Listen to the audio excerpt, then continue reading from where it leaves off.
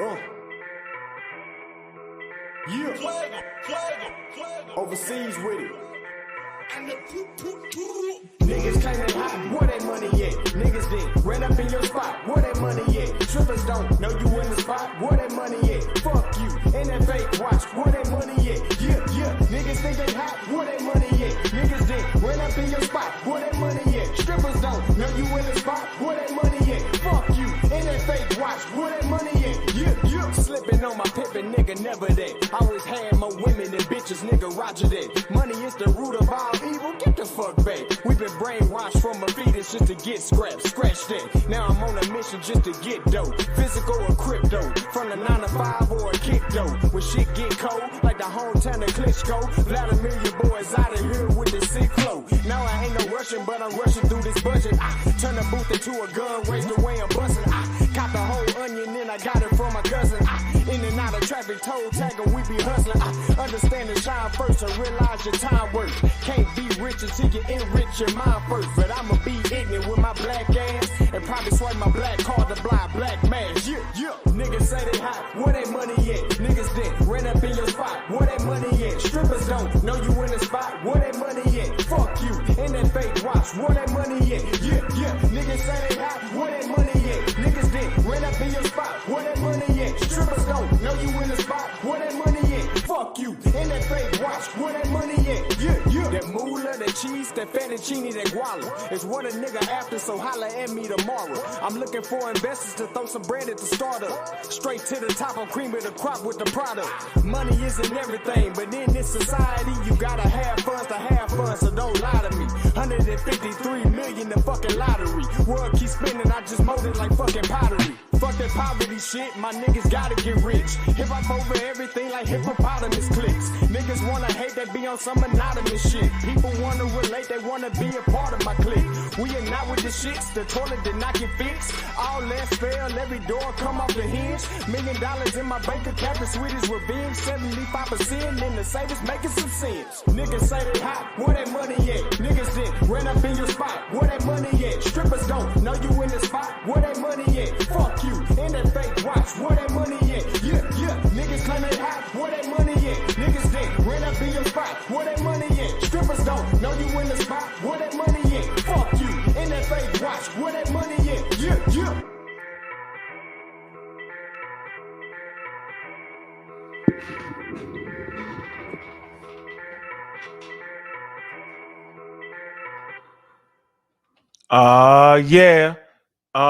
Yeah. Black African power. What's good? What's happening? A well-organized lie defeats a disorganized truth every time. Woo-hoo-wee. Man, y'all already know what it is, man. It's God killing the house. And I'm coming to do what I got to do, and I'm going to do what I got to do. I'm standing tall. I'm standing strong. Hey, Bobby banging this bitch. Man, y'all know what it is, man. Woo, it's hot on them YouTube streets, and it's heating up. Man, them two worlds had to clash. Y'all know what it is, man. We talking about the scientific community, man, and the pseudo community. There was going to be a time when this just had to happen. And I was thinking to myself, should I do it? Should I give him a break? I said, nah.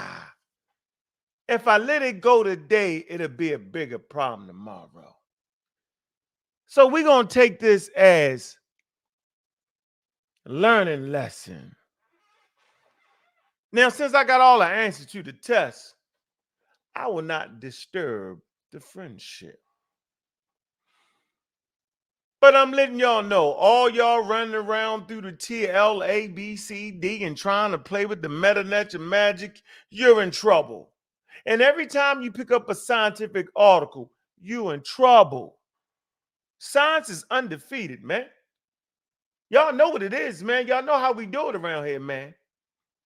Everybody promoting race science, you in trouble. Trying to use DNA, right? Trying to use racialized terms, all to fit your little situation. trying to use battle rap tactics. That's what they tell me. But guess what? I see you. But every time you pick up a source, I'm going to use it against you. So let me go ahead and get this first item out the way, man. Where y'all at, man? I'm dropping the link, man. That link is in that damn Discord, man. Where y'all at, man? Right? Where y'all at? I want to go ahead and see what's up with the chat, see how you doing. We ain't starting to at least get 60 people in this joint, man. I see you, Mr. Coleman. I see you, Juju, pseudo-kill official. You should be in here. I see you. Omar Reed. What's good with you? Mutu 2.0. What's good with you? The abuser. What it do? What it do? Broke never. I see you. Nah, he ain't had no good source. I'ma use his sources. I keep telling you. We already laid down the foundation. We're gonna use y'all foundation. And we want to take two things off the table. The first thing we want to take off the table is the ignorance for understanding science. The whole effing show. What's good with you, man? I see you, man. SYFA21. I see you. Brass is in the goddamn building. I see you, Brass. Pseudo Killer Army. What's good with you, Brass? What's going on, man? I just answered the Batman signal. Had a good show earlier. I saw the light in the sky. Just got off the other show and here to support. Let's get it. Yeah. Miss Tiffany, Pseudo Killer Official. I see you. Yeah, we ain't at 60 yet. What I want to do is I want to take one item off the table. There's a couple things I want to take off the table. If y'all think I'm running around in meta-nature heaven, I wonder why they think they could just throw anything up in my face or anybody's face that's scientifically literate and think that's going to work. Like, you really think people, cats, I like to use that word, cats, right? That's what the people be saying them cats. Cats be really thinking that they can go ahead and say, yo, it's in the meta-nature, so it's true. Stop it. Let me tell you now, you're not dragging me into meta-nature heaven. And no, I do not have to be able to read any meta-nature to handle this conversation. Not at all. Don't let them trick you. The same way y'all can read the TLACBC, whatever the hell you call it, the same way anybody can. The shit ain't on the moon. They be flexing that shit around like it's banging. You know what I'm saying? Like it's the ultimate. Like it's the unpaternal. I don't know what the hell word I want to use. Yeah, it's like it's untouchable. It's like you know what? For everybody here, I'm gonna read off these. I'm gonna literally read the meta-nature and just put you in the trance. Put you in the trance. Europe Express. Nah, it ain't going that way. That ain't how that's going down. That ain't how that's going down. Who is Mac Rob? Mac Rob. Who the hell is that? What it do? This Malcolm, man. Doing all right. You switching up shit, Malk. Mac Rob, change your name 100 times. Yeah. So I wanna first of all, let me play this clip first, because they always try to use words against you, right?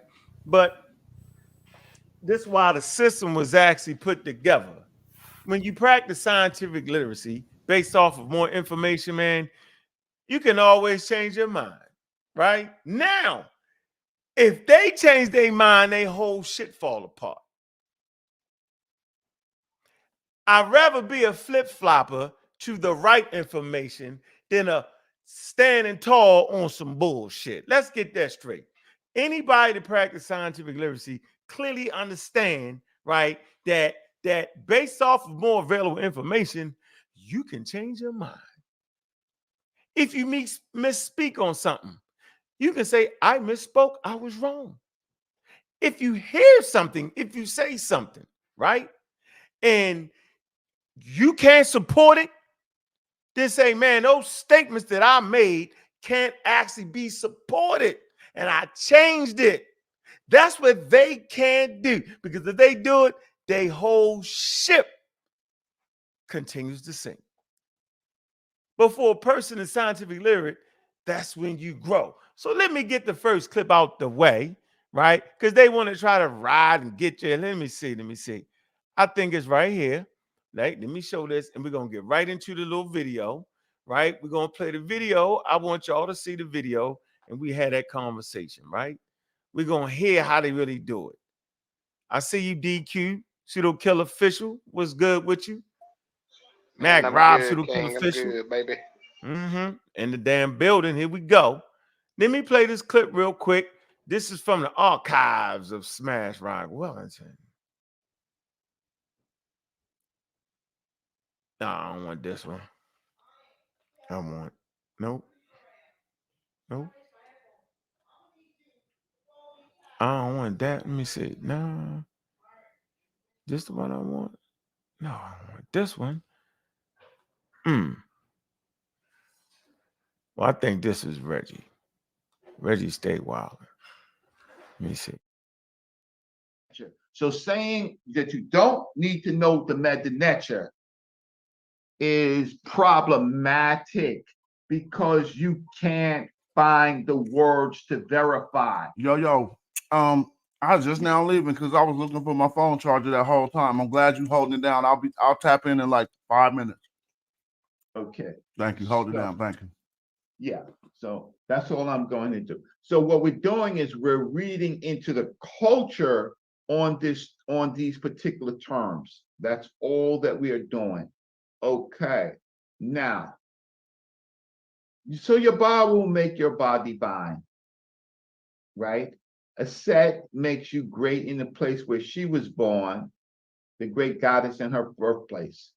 So a set is taking you into the place that she was nurtured. So saying that you don't need to know the meta is problematic because you can't find the words to verify. Yo, I was just now leaving because I was looking for my phone charger that whole time. I'm glad you holding it down. I'll tap in like 5 minutes. Okay. Thank you. Hold it down. Thank you. Yeah. So yeah, never leave Reggie. Never leave Reggie at the helm. Is we're reading into never leave Reggie. Never leave Reggie at the helm. He gonna crash. He gonna crash all the equipment. Here, this is the real clip I wanted to play. Let's get this out the way. When they get good, let me show y'all how y'all do this, man. You get it before you get right. So get it before your enemies try to use everything against you. Never let them do it. Oh man, why did they do that? Oh, why did they do that? I didn't want it that way. Why that was stupid. Hold on, damn it. That's why people confused, right? All right, hold on. All right, so this is a clip. Y'all can see it from Smash's show. So he goes into the crates and the archives and he pulls me making a statement out. Let's see if we can support this statement or not. All right, we want to start the show off right here. We don't do no running, right? We don't do no faking. We don't do no playing, right? When you say something, you own it. If you can't support it, you take the statement back. This is how we do over here, all right? This is how we man all the way up. Let's see the clip. Smash play. Let's see. That's why people confused, right? So black was really a synonymous with African, bro. So let's for the standpoint of science, right? We'll just take the confusing term out of it because when I say black, I actually mean African.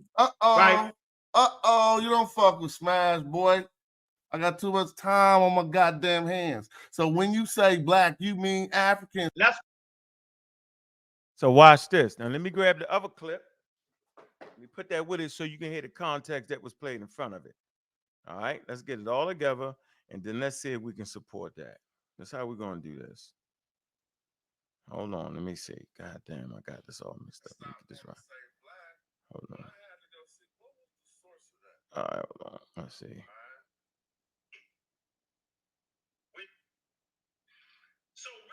All right, hold on. I'm gonna do this. Wait. Let me grab this real quick. All right, hold on.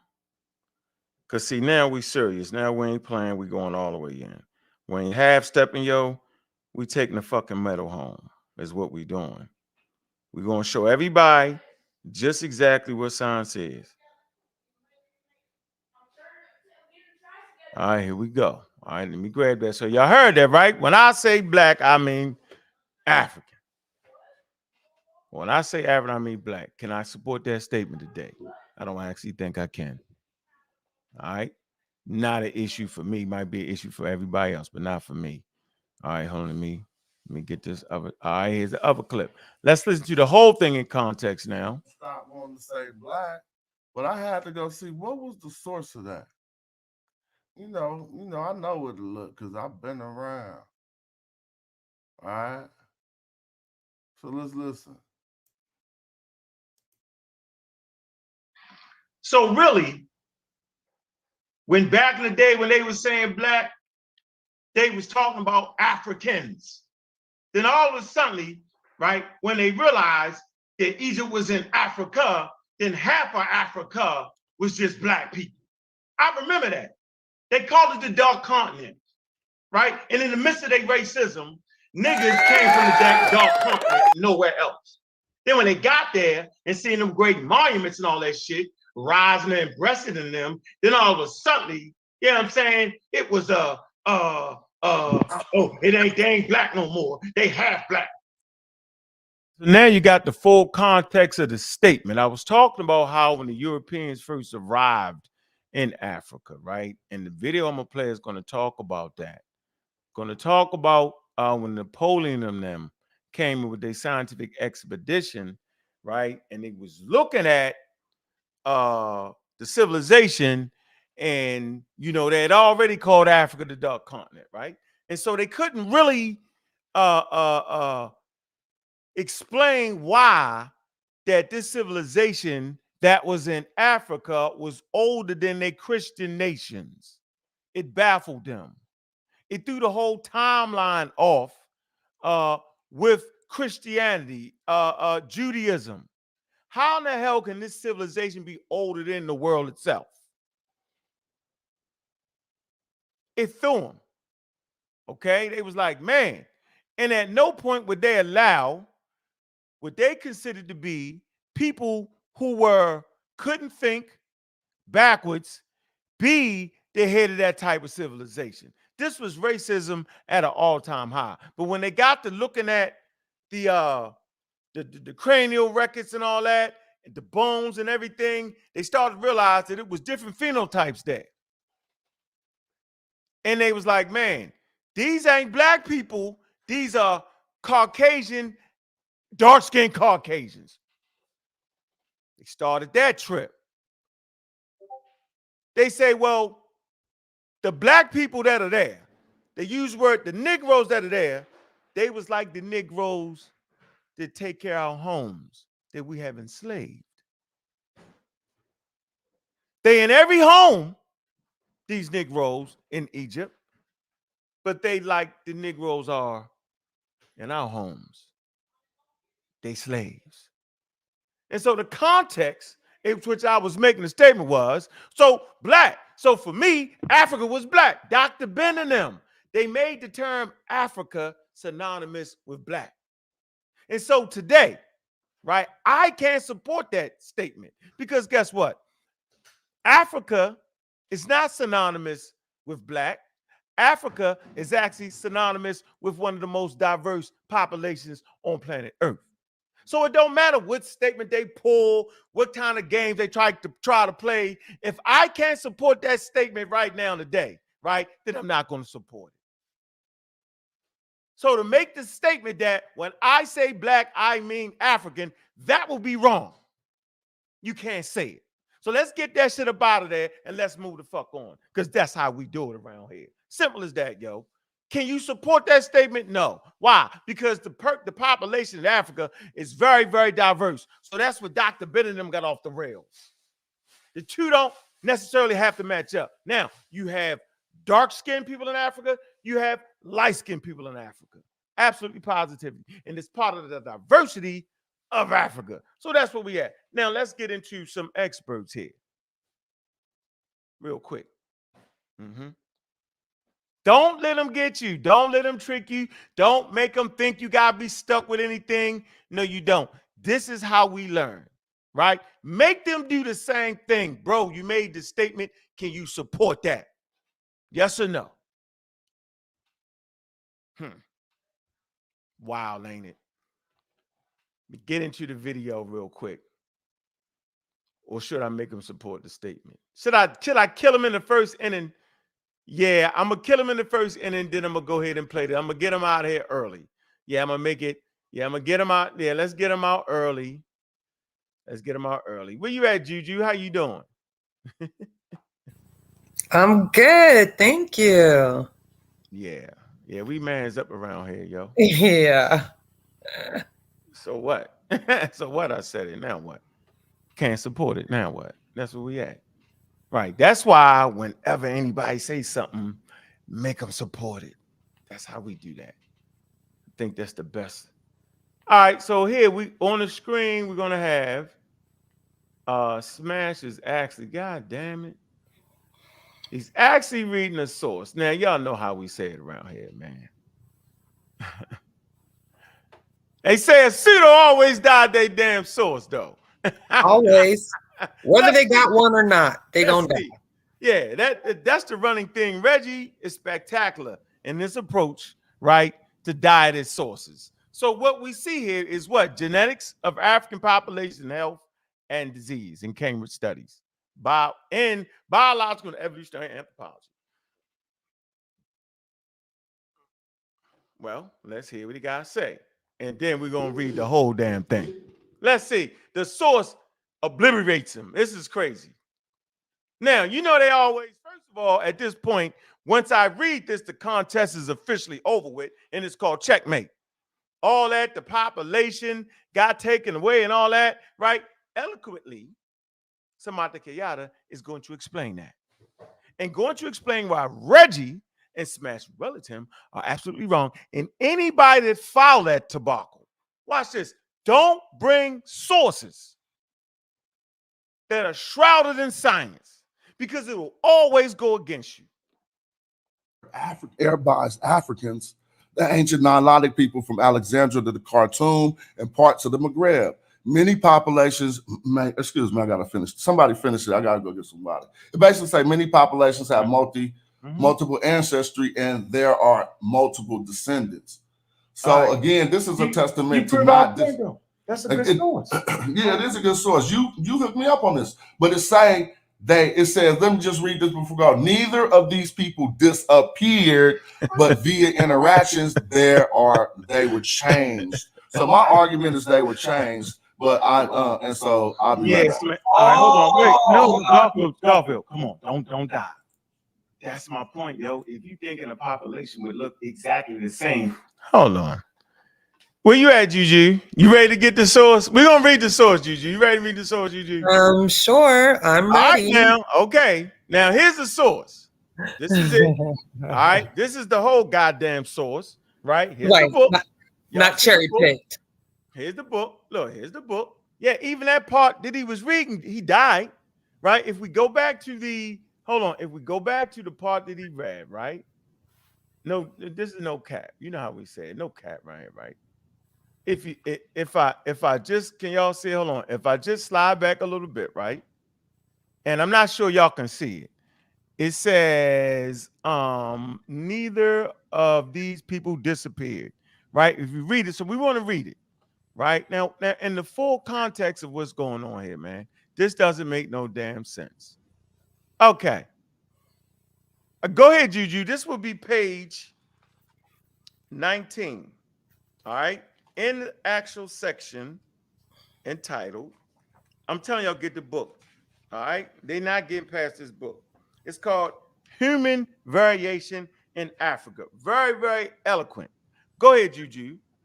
So, the idea of Africa has often been confined to tropical or sub-Saharan and sometimes Saharan Africa. The implication being that populations in Northern Africa were only geographically African, but had no grounding in Africa.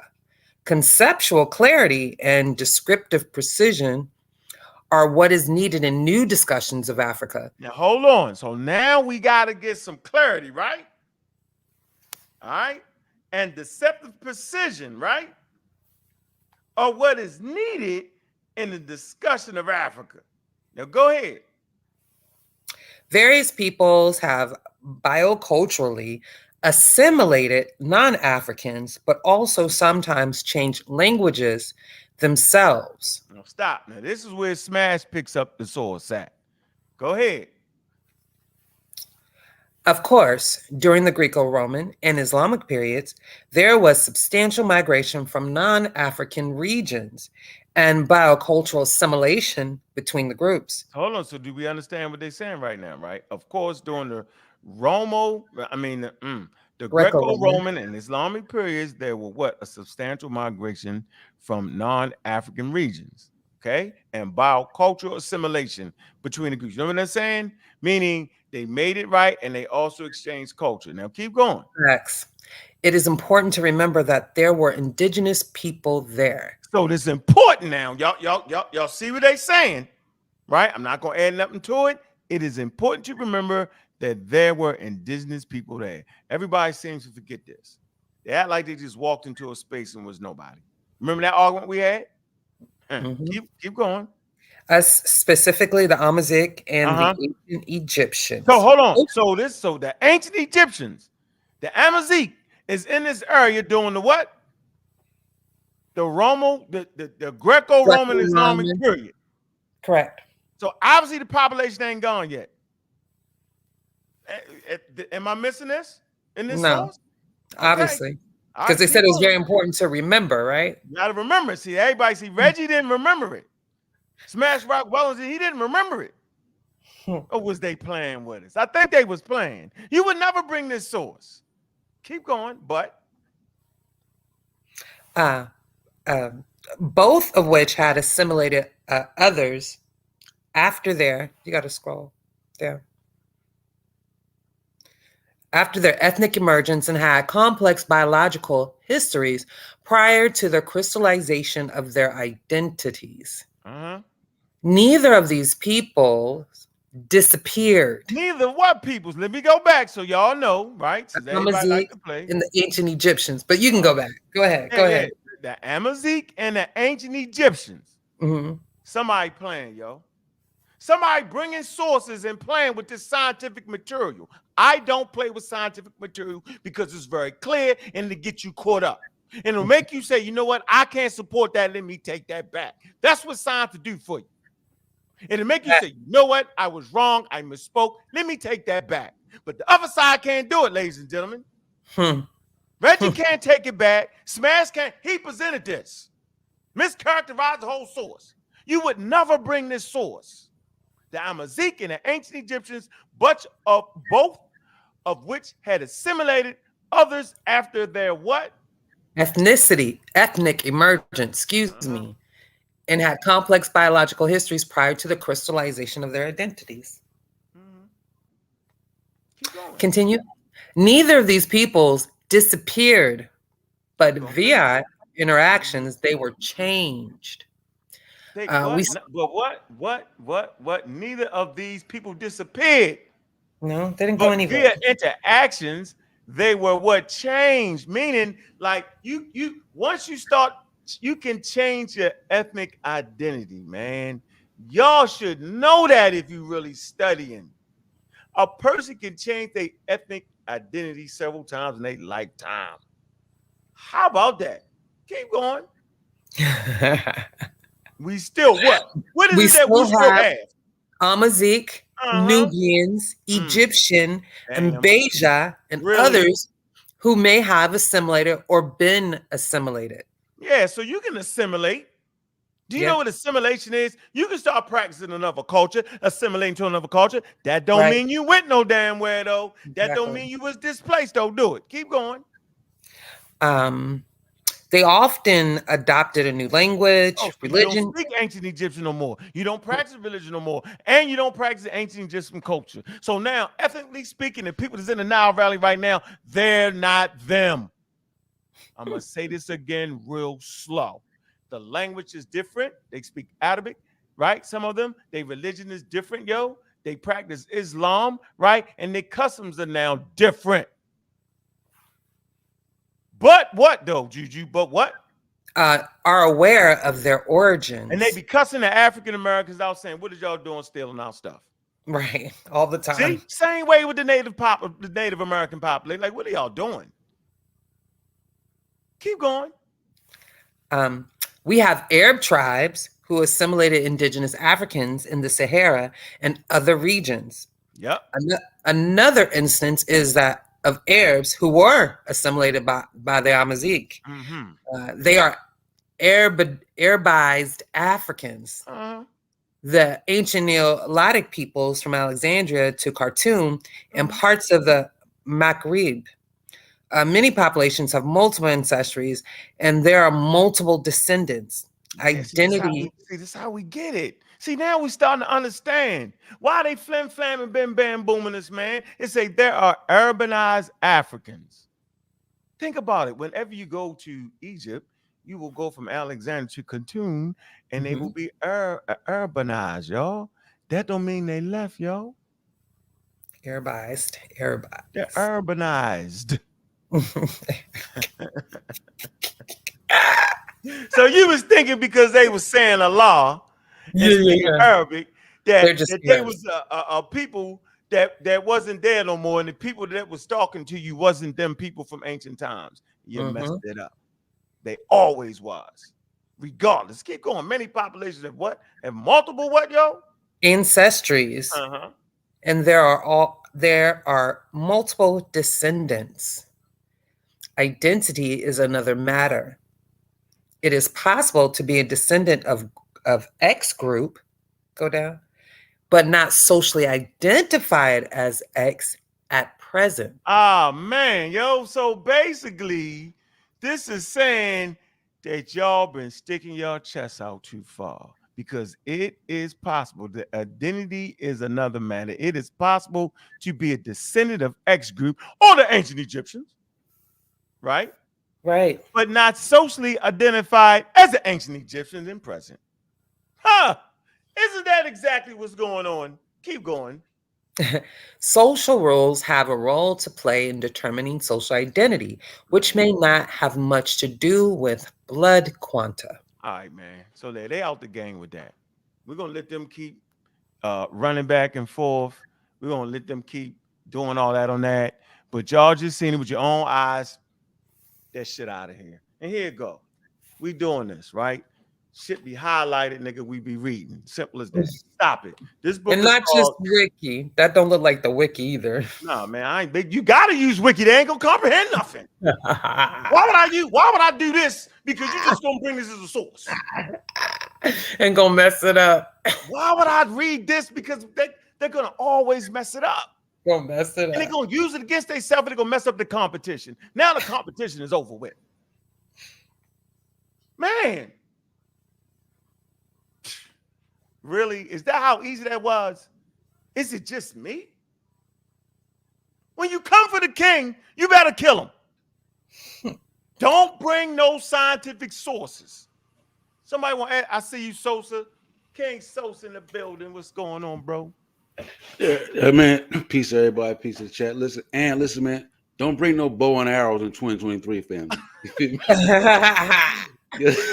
gonna get you a dozen eagles? More than some archers, bro. It's 2023. Magnum research, 50 caliber, do some automated weapons, titanium tank, something. Gotta bring something. Let's get it cracking, man. Let's get it cracking. Yeah. Boy. Anybody else would like to add anything to that misrepresentation of a source? And when we read the whole thing from, like the Baptist preachers do, yo, they take one scripture out and don't read above and don't read below it. Ain't that crazy? Right. You got to read the whole thing. You can't separate stuff. Man. The whole damn because thing. It changes the context, and then that's how I'm not calling anybody peace, brother Reggie, or anybody. I'm not calling anybody, but that's how. Ain't no damn peace. No damn peace with no damn brother Reggie. We is not at peace. We is definitely at war, Reggie. Okay. Yeah, don't slip up. Sorry, Reggie. Wait. But we know that known pseudos use this tactic all the time. They will misrepresent the source as intellectually dishonest. It's like you can't take parts and pieces of it. You have to read it in its entirety. By doing that, you can create your own narrative, and that's messy. I'm just saying. Let me show you what they doing, y'all. Yeah, I'll wait. I just want to add was soy chaotic because I just want to say something. So, in these discussions, it's funny because I've watched Bobby Banger for some years now in this conversation. And, he would bring sources and people would be mad about the sources he brought up because they don't look like us. They're not black sources. They could be lying. So when we started bringing those black sources, then y'all wanted to again, throw some salt on the wound and be like, oh, that ain't good too, or he ain't really saying that or whatnot. So I be trying to understand what it is that y'all really want. Kiata said it best though in his article, specifically about African populations. And this was so profound to me, and I'm still dwelling on it. But you gotta listen to me because it's a lot of people who are doing things in the community that they're just stressing one point or one particular, and that's not how it works, right? Like genetics isn't the set all be all when it comes to this conversation either. Let's slow it down. Let's slow it down. We don't get you over our skis. We don't get over our skis. No, but can I say this real quick though? Yeah, go ahead, because this is what they doing. We're in the middle of a game and they bring 11 helmets. Do y'all see this? We're in the middle of a damn game. Right? And they got leather helmets on. What the hell is going on? No face guard. No face guard. Just got we wearing this right. This is what we wearing. We wearing this. We putting hats on them. We wearing this. Look, and they wearing this. Well, this don't make no damn sense, man. Y'all gotta stop it, man. Hey, coach, put me in the game. Get them out the game. Get them out the game. They wearing this right. Look, here they go. Look. That's horrible. Hey, that what the archers wear, isn't it? That's the archers wearing. Yo, they wearing 2023. But Shamarka, Omar. Trying to tackle somebody, yo. That's crazy. I'm a shut up. Don't forget that Canal Street Louis V hood. Where the Louis V one at? Reggie got the fake joint. Yeah, you the Louis V. Yeah, we know you ain't paid for that. Yo, stop it. Cash apps don't buy it.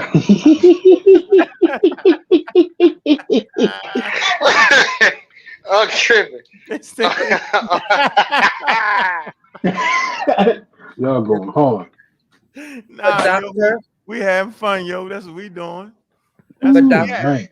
And we're gonna settle down. Hold on. I'm just saying, all of it is way too easy, right? So I'm gonna settle down. We actually came to this one too. You can get out of here with that, right? See these names right here? Yeah, you don't even know.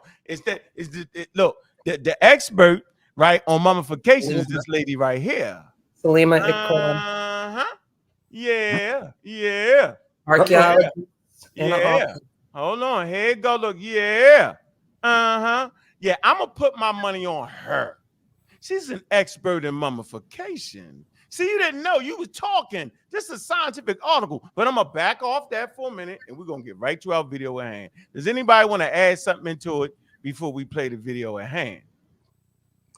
I think Juju was about to mention something about soy He don't want me to. He keeps shutting me up. So yeah, because you was going long. But go ahead, Juju. Get it in. You got me. I'm playing with you, Reggie.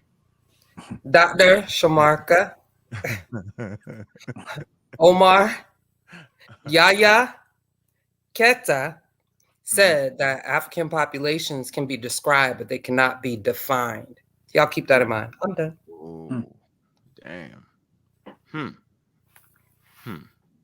Now, where's it? All right, here we go. Anybody else want to say something? Now, Bobby didn't teach me that, so I wish y'all stopped coming from me with that BS. Look in the chat. You in the tank. Yo. Get out the chat. Look in the chat. No, I'm not. I'm just saying because I'm just saying. You gotta know when you're winning, yo. What's in the chat? Man, Reggie talking crazy. Reggie, come on, Reggie. You done sat back for 3 months straight and talk crazy. You done ran around here telling people that they can't have the conversation not unless they went to college. Nigga, I got a year of college under my belt. Does that count? And whatever I don't have, I know you don't already have. You don't have a degree in Egyptology. I'm not listening to you. But let Reggie live in the chat. Reggie, have at it. You, my friend. Remember, Reggie? Right. So right here, anybody else want to add something to the conversation? You cooking. Yeah. All right, Yeah, cooking with fucking hot. you cooking it up, y'all. We cooking with hot grease around here. All right, so now we know the population didn't go nowhere. Are We we all cooking with that cool with crude oil. It's crude oil, Bobby. Remember, we cooking with that too. It's hot. But one thing we do know, get it out of here. Get the whole population got moved out of here, Reggie. Get Yeah, it but out of here. Reggie gonna defeat this though, right? So we waiting on that. We waiting on I'm that. waiting that defeat, right? He ain't got. He gonna go in the meta lecture. And it says they left. Yeah, you know what? Right. Whatever, man. All right, so here we go. Here's the source. What does this say already on the screen? Does anybody want to read that? She puts a notice. This is brother Reggie's source. We got Smash, got his source. Now we got Reggie's source. They're killing themselves. They say, They got boomerang arrows. Lord. Man, what's her name, Juju? Gina. Oh, that says the Gina Declaration. Who's this? Oh, this is by Dr. E. Christina Kohler. Yes. Yeah. University of Vienna, actually. Yeah, she's pretty hot. Yeah, I like her. Now, what's her notice at the beginning of her video? Anybody want to read that? Anybody else want to read? Human races do not exist. Pull it up. Where you at? Right here. You see it? Oh, from Gina Declaration 2019? Yes. Declaration, her video. I love it. For all y'all. Human races do not exist. Instead of definable boundaries, genetic gradients run between human groups. Among the 3.2 billion base pairs in the human genome, there's no fixed difference that separates, for example, Africans from non-Africans. To be explicit, not only is there no single gene that underpins racial differences, but there's not even a single base pair. The concept of race is the result of racism, not its prerequisite. Right. So you definitely not using this lady with the notice to say the Egyptians was black, using a racialized term. I know they wouldn't try to do that now, would he? Right. Let's get into the movies. Here we go. Yeah, it is working now. Because I would like to make you all aware that I'm going to use terms that I would normally not use, and terms that are very controversial, obviously, in today's current debates. And I would just like to advise of the Jena Declaration on Human Races of 2019 that basically holds that human races do not exist, and I subscribe to this declaration. There is no scientific basis for races and for distinction between humans by races, by appearance, by genes whatsoever. And however, I will have to employ some of the terms that are associated with racialism and racism and races. That lady said she subscribes to that statement. Did she not? That's a fact. Okay, I just want to make sure I ain't tripping. Now, let's watch the clip. I have chosen this lovely picture by Watteau, the Battle of the Pyramids, dating to 1798-99. And I have chosen a quote that was purportedly said by Napoleon Bonaparte before the battle at the pyramids in 1798, that he was here together with his French army and masses of soldiers in order to extract this country, this region from barbarism and bring civilization to the Orient. So we have to look at the historical context, both of the image and of the quote, and of course of what Napoleon Bonaparte was doing in Egypt. We are in the age of European imperialism. The 18th and 19th century saw a rise in colonial activity by European So if y'all look at this map right here, man, man, we always talk about the age of exploration, yo. You got the African colonies after the Berlin Conference in 1884. You from 1798 when Napoleon went in there with his expedition and sciences and army and all that. And look at that. You can look at the continent and look at these names. Look, French, West Africa, Spanish, French. Look at that. Italy, British. Look at that. Your tree and all that. Italy got that. The French, I guess Ethiopia was free. The Italians, the British is all in Sudan and Egypt. Look at that. That's a British colony, ladies and gentlemen. German. Look at that. All chopped up real swell for you. Yeah. See, look, now watch this. The historical context. 18th to 19th century colonialism, the scramble of Africa. Competition between colonial powers over what, y'all? What did it say right there? Can y'all see that? Where you at? I gotta make a screen there. Black continent. Where you at? The black continent. Can you see it? Oh, okay. Yeah. I got it. So it was called the black continent. All right. Just like I always say, the black continent. How wrong was they? Black. They had everybody looking one way. Okay, let's move on. National states that are themselves in the process of emerging. We're talking about specifically the scramble for Africa, in which numerous European countries competed for power over the black continent. And on the right, you see a picture of the situation in 1884. So quite some time after Napoleon Bonaparte's actually failed attempt to colonize Egypt for the French. Attention, entrepreneurs and business owners who Get that commercial in there. 1 second. Let me get that commercial out of there. Hold on. 1 second. Let's move on to the next segment of the video and we can discuss it. 1 second. Hold on. 1 second. So I'm pretty sure we all got a clear picture of the racism aspect of it, and it's well documented. So we don't need nobody to tell us about it. Hey, but that's a lot of colonization and invasion right there. Are the people still there? Because I mean, god damn, the whole map covered. Like, are they even Africans there? Like, I don't get it. I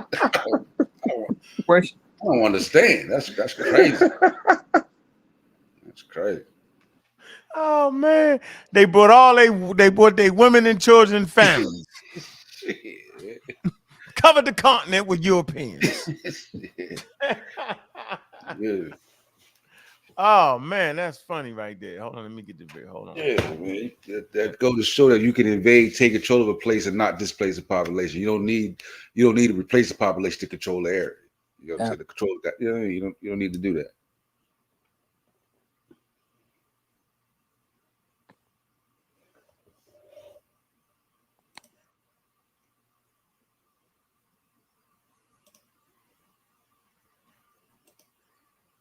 You ready to go? Yeah, I'm gonna hit the video. I just wanted to get that commercial off there. All right. There we go. Let's see what she's saying. Was the concept of racial and cultural superiority on the side of the colonial occupiers and racial and cultural inferiority on the side of the colonized subjects. So as a colonizer, Napoleon Bonaparte proposed to bring civilization to the inferior, racially and culturally inferior Africans or Near Easterners. This is a principle within which practically every major historical narrative, ancient and modern, was framed at that time. And we also have a number of That's important right there. All right. Don't let it slip past you, because we want to see what people are still doing that today. Racial cultural superiority, the super melanin. You hear people say it all the time. You know what I'm saying? Those crazy, those stupid, you listen to the white man, he's ignorant. He doesn't know anything. Why would you try? He's in the melanin, he's inferior, right? Okay. Watch this, racial and cultural inferiority. Every time you say that certain people are the devil, right? You're actually operating from a position of inferiority. Every time you say that's the white man's signs, you're actually operating from a position of inferiority. You're acting like a colonized subject. Every time you start to use words and place them on a civilization, you're acting like a colonized subject because you use the terms that they use to colonize you. That's very, very interesting to me. And yes, the term black is actually a racialized term. Specifically, people who have not come under the influence of Europeans, right, don't call themselves that. African Americans have been under the influence of colonization for 400 years or so. All right? What's that noise? Somebody typing. Somebody typing. Hold on. Come on, Juju. I know that's you, Juju. No, that's me. Go ahead. Right, I'm in the chat. I'm banging Yo, on the chat. Oh, you man. banging, you banging. Good night. I ain't got time for it. What'd you say, Juju? I couldn't hear you, Juju. What did Juju say? Philosophical and general thoughts that were formulated, for example, in the early 18th century that provided, if you want, a philosophical underpinning of this concept. For example, there is a French philosopher named Henri de Boulainvilliers who wrote an essay on French nobility, but also on the concept of two races being opposed each other and one superior race to be the dominant, the occupying, colonizing race. And this is practically the beginning of a concept that we can call the two-race theory in point, and see that. So that's the beginning of the two-race theory right there. Okay, y'all can look that up. Now let's move to the origin of Egyptology, the birth of Egyptology. Just at that time, Egyptology came into being. Napoleon Bonaparte brought with him not only a whole army with thousands of soldiers, but also a team of scientists and illustrators and botanists and geologists and you name it, who whose role it was to describe Egypt. And they produced these beautiful volumes, Description de l'Égypte, that enhanced knowledge about ancient Egypt and modern Egypt in part also. And Jean-François Champollion soon after decided to look into the script of the ancient Egyptians and indeed succeeded to decipher the ancient Egyptian hieroglyphs. And that is for us, of course, the birth of Egyptology as an academic discipline. And at the same time, it was discovered, well, ancient Egypt was a civilization. It had a writing system. It was able to build grand, beautiful, monumental structures, the pyramids, these beautiful temples in Thebes and so forth.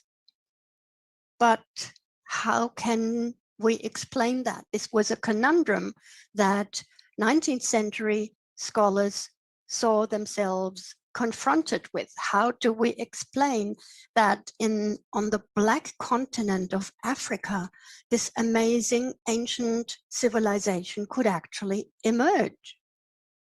Man, go figure that. You gotta think about the mindset, man. Anybody want to add something to that real quick? That's an interesting mindset right there. She ain't really got to the good part of it yet, where she talking about, you know, was she talking about how the whole Egyptologist thing was basically in the middle of the Council of Berlin, right? Where all of them, where they already dissecting Africa from the jump. You know what I'm saying? Like, so yeah, they definitely tried to put some of their world views inside of them dissecting Africa. You know what I'm saying? That was a whole part of the thing. That, I mean, I'm probably getting a little bit ahead, but that's a key point right there. You know what I'm saying? So that's a big reason why you see so much of them trying to validate their views inside of the science, because that's really what they was going through in real time. Like that's where the world was at. Like they literally was on some we superior, and we gonna try to validate it, right? We just gonna wild out and make it fit. So we gonna use those invasion theories to try to say there's no way them people did that, we did it. But it's all wild. I think we did go over the scramble for Africa. You ain't see that? Right here. I might miss one of them shows. No, I mean, no, right here on the slide right there. See that?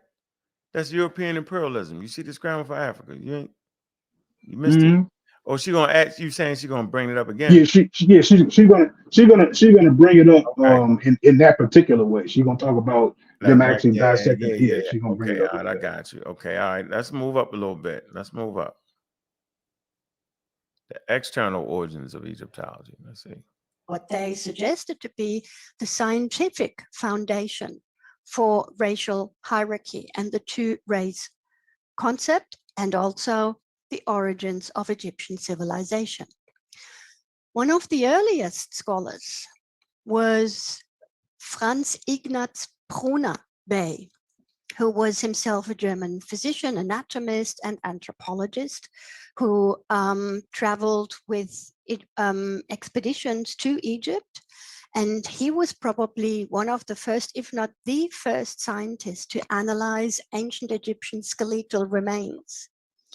For him, racial typology was part of his toolbox, and he divided what he saw, what he had examined, into two races, a finer race and a coarser type. And this finer type, he said, was of Caucasian origin, was not white. And these Caucasians were the founders of pharaonic civilization. So this is very, very interesting. But Brunner Bey was not the only one. There was a whole group of anthropologists and ethnologists who arrived at very similar results. And I'm listing here a number of scholars in chronological sequence, starting with Morton, Hartmann, Oettiking, Starr, Smith, von Luschan. Yep, there you go. Say them Caucasians, the origin, there you go. Founders of pharaonic civilization. Caucasians. So to turn around and then say Negroes created Egypt, you're actually doing the same thing they did. Using racialized terms, wild, out of order with science, socially constructed to confuse people. Why do it now? That's in what, between 18? Go ahead. I would say for very similar reasons, but you're absolutely right. They are they are absolutely remixing what the racist, the blatant racist Egyptologists were absolutely trying to verify or validate in their mind that they were the superior humans. That's why they did all that. I think they might be trying to rehash that, rehydrate it, maybe. That's what I think. Juju, what you got? Go ahead. Who was that? You read the source saying that how we're all the same, right? Humans, right? We're the same. Yeah, humans. Yeah. So, man, Pan-African James, bro, that's what he said. You gonna read that dog comment? It is true that all dogs come from wolves, but once there's genetic admixture, the dog is no longer a wolf. Same with the taxonomy of the human species. All humans are not the same. Sorry. Okay. Yeah, that's your boy Pan-African James. Somebody go get him. I tell him stay away from scientific sources. Yeah, just stay out of scientific conversation. I'm tired. I can't do it no more. Did he think he's killing it though? Yeah. He think he rocking. It's that techno babble. That's because y'all don't understand. Y'all don't understand genetics. Man, you gotta understand the chronology. You gotta understand the chronology of when he started to try to put his hand in science. This ain't been that long ago, boy. This nigga, he is a genetic expert. Man, African James, man. I'm on the This nigga, spectrum, bro. man. Take it easy on me, man. Oh I'm my on the God. spectrum, man. Man. Shut up.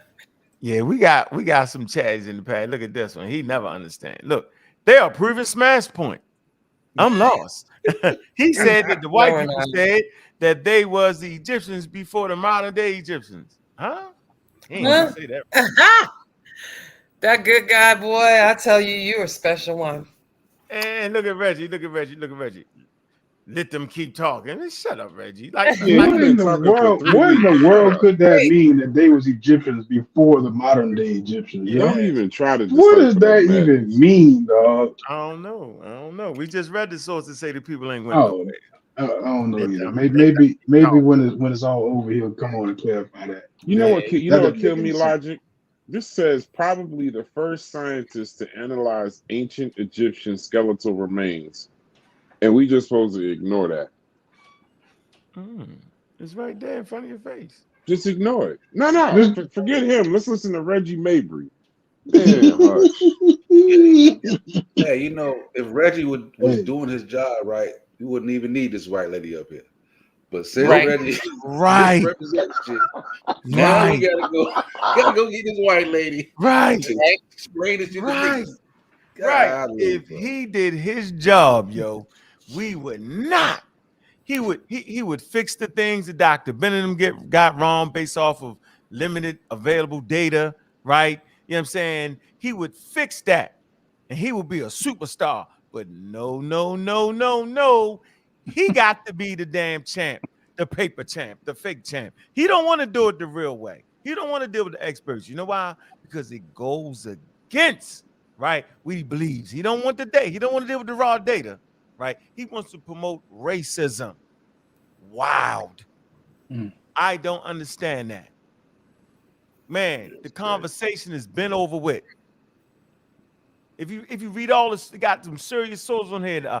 Dynastic race in Egypt. It's some top-notch sources here, man. Y'all take a screenshot of that. Let's keep going. Interesting. But you don't present sources, remember? Yeah, whatever I do, yep. You just be talking. You just be Nah, pulling it they out say your he back only pocket. got wiki. That's what they say. Right. That's right. It's Yeah. wiki. Yeah. How you Keep don't trying to produce tell sources? them they can't even get past wiki. Why would we even hurt ourselves trying to help them understand a scientific source, like a journal article? Like, why would we do that? Because when we do that, they mess it up every time. They play with it. Yeah, They that's chop why and screw it. we need Smash in here because I told Seth we're gonna get Smash. We need Smash to go on record on where he stand. You know what I'm saying? We know where Reggie at with it. Yeah. You know what I'm saying? Yeah, Smash he playing wouldn't both have. sides of the fence. He a little bit of this, but he ain't that. I'm saying this. I'm with them, but I ain't really with them. Like we need some clarity. So we need this argument. It can't happen. Once they start saying Black Egypt, Black Africa, the conversation is already effed up. Like you've already messed it up right there and there. And Reggie said he listed a wiki, and you are his question. He said he a wiki now, so he said he's elevated. He's a wiki in like you don't want to be a wiki like this. I always tell them until they can disprove the Journal of Nature on the validity of wiki, everybody just need to, go sit in the corner somewhere and play with their food or something because you ain't gonna get past it. It's an online encyclopedia. Stop playing. See that's the other tricks. That's trickery. But that's that meta nature magic. Stop it. Right. We ain't supposed to use Wikipedia that has sources, but trust the meta nature magic where the people that's reading it is the actual source. That's crazy to me. We gotta take that off the table, yo. You gotta be able to have somebody to back them translations up. Yeah, I need somebody to agree. Yeah. And we're not taking Reggie. We're not using that's right. No, Reggie, we're not using or it ain't got no damn vowels. Yeah. Making shit up. Making verification with this. Shit. Yeah, we ain't doing that. It's too many ways to interpret. They interpret this shit too many ways. Oh man, the black skin, the bitumen, and the black made up a whole field Crude study. oil. When we gonna get into that? To the what? The crude oil with Oh, mixed man, with we- plant oh, we stuff ain't and getting- animal fat. All right, let's keep rolling. Here we go. Müller, dairy, and dairy pursued just these ideas until as late as 1956. We will come back to this historical context in a moment. So you see that Prunabe was not the only one. He was only starting this trend of looking at the races of the ancient Egyptians and deciding that civilization had external origins. In general, at that time, it was an almost accepted consensus with very few deviating opinions that Egyptian civilization was founded by a Caucasian race, or as Breasted called it in 1915, the Great White Race that had invaded Africa and dominated the local African nations. There you go. Dominated Africa. For sure. Right? There you have it. So now, let's look at this chart right here. Colonialism, racial and ethnic hierarchy, two-race theory, right? And they give you time periods for that. Okay. All right. That's right here on this chart. You got the civil rights movement. You're in chart of the human rights, civil rights movement, end of apartheid, death of George Floyd. Yeah, she's bringing everything home. Let's see. Now, if we look at the historical and cultural context of this time, we see that Egyptology was obviously founded in the middle of this colonial era during the scramble for Africa. And then as we move a little bit further on in time into the early 20th century, we see how the European imperial powers competed with each other over Africa, but also over areas in Europe, and battled each other and struggled for dominance of the European continent. And the result were obviously two terrible world wars, where all these unresolved questions were tried to be resolved by force. In this context, we also have the emergence of fascism and of anti-Semitism. And embedded in these ideological political trends, some of the conclusions that anthropologists and anatomists arrived at looking at skeletal remains from ancient Egypt can be embedded in this very climate. And I brought you a quote from Friedrich Wilhelm Müller of 1915, where he studies the skeletal remains of the pre-dynastic cemetery at Abu Sir el-Melek, and produced the anthropological results of his studies. And he came to the conclusion that there are several racial groups, racial types present in the cemetery. Okay, so early on, they telling you it's different groups. Kills that whole homogenous thing that Diaz was talking about. Killed it real early. Real early. That goes to show you right there. I mean, it kind of kills some most stuff, but just on the surface level, it absolutely take out the game that it originated as one group, right? So we like to go with that whole notion of what was it, Taharka? I know it's Narmer. Narmer defeated the North, and boom, you got the kingdom. It don't look like it happened like that. Then what happened? Don't look like it happened like that. Like what? No, so the uniting of the kingdom. Like they just had a war. Somebody lost. They had a ceremony. And now you got a king of the whole thing. It don't look like it happened like that. That's not what the lady's saying. She ain't say that. You messing it up. I don't know. No, well, I'm saying that it wasn't never two large groups that became one large group. That's all I'm saying. Oh yeah, nah. It wasn't that. Nah. Hell no, never was that. But they did unite the upper portion and lower portion. Yeah, but Yeah. so I mean I could have that part wrong. You can tell me if I got that part wrong, but Yeah, just uniting the two kingdoms. No, you're absolutely right. It was It's definitely still deeper than that. Yes, Still deeper than that. yeah, way deeper than that. It was a lot of groups. Absolutely. We absolutely. Okay, let's move forward.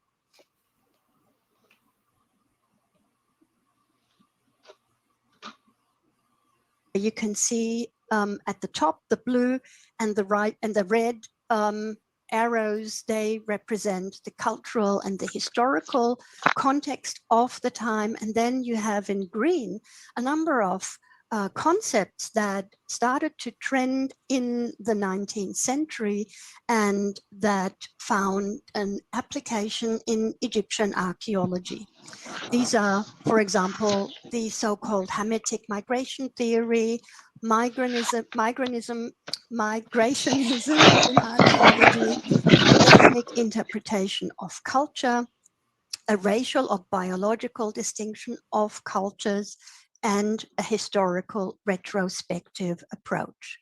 And I would like to focus now on the concepts of the so-called Hamitic migration theory and migrationism as concepts that were really intensively utilized in early Egyptian archaeology to legitimize ideas about the external origins of ancient Egyptian civilization. The Hamitic migration theory had rather innocuous beginnings following a biblical tradition that gives us the narrative of the deluge and the family of Noah, his sons, Sem, Ham, and Japheth, who survived the deluge, and their progeny started to spread from the point of arrival of Noah's Ark into the rest of the world. His son Sem remained in Asia, Japheth went on to Europe, and Ham went on to Africa. So the Hebrew brothers, they're actually promoting that people actually came from Asia and populated Africa. This is a ridiculous notion. You know what I'm saying? And the Hebrews hit a home run when Kyrie Irving dove through and promoted that. The Shem, Ham, and Japheth. That's interesting right there. Superior race dominated the original Black African races. Crazy. So there you have it. Let's move forward a little bit here. All right. Let's get to this person right here. All right. External origin archaeology. Who worked with early Egypt. And one of the earliest was clearly Jacques de Morgan, who published in 1897 his research on the origins of Egypt. And he came to the conclusion that there was indeed a prehistoric civilization, which is represented by the indigenous pre-Egyptian inhabitants of the Nile Valley. And later came a conquest of Egypt by an external civilization. And he, de Morgan, suggested that this external civilization was a different race, very civilized people. They represented a physiognomy of great quality, d'une grande finesse. And for him, these were the Egyptians. Their origins, he suggested, were in Western Asia, in Chaldea, for example. So we had a lot of people early on in the argument talking about the people from Asia came in. All right. And they brought pots and pottery. We know who this guy was. He's since changed his stance, but still talking and sticking his chest out. Let's move up a little bit farther here. Of course, one of the key proponents in this, and a competitor to Morgan, if you want, was Flinders Petrie. Flinders Petrie has worked on this topic intensively. And he arrived at the conclusion in two of his key works of 1920 and 1939 that basically all prehistoric Egyptian cultures had an external origin. For example, the early Fayum and Neolithic and Badarian cultures, they were the result of a Solutrean migration from the Caucasus and Black Sea. The Amratian first civilization was the result of Libyan invasions. The Jazean, or the second civilization, as he called it, was brought to Egypt by invaders, by an eastern desert folk or people from Syria. He wasn't quite decided on the precise point of origin, but clearly external to Northeast Africa. The Sumerian, or third civilization, that was, of course, his piece de résistance, the dynastic race conquest, which certainly originated in Elam, that is in modern day Iran. So they got anybody want to add something to this? Because they got it going on, right? But she's detailing all the steps to get to where we got today. Anybody want to add something to that?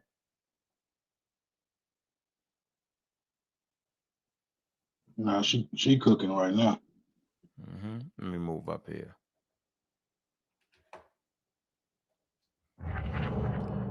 We gotta get that out of there. We cannot show that. Yeah, no, we went through this, so everybody get up to date with this. You know what I mean? I think the bottom line of it is that the first time. Well, this is the earliest.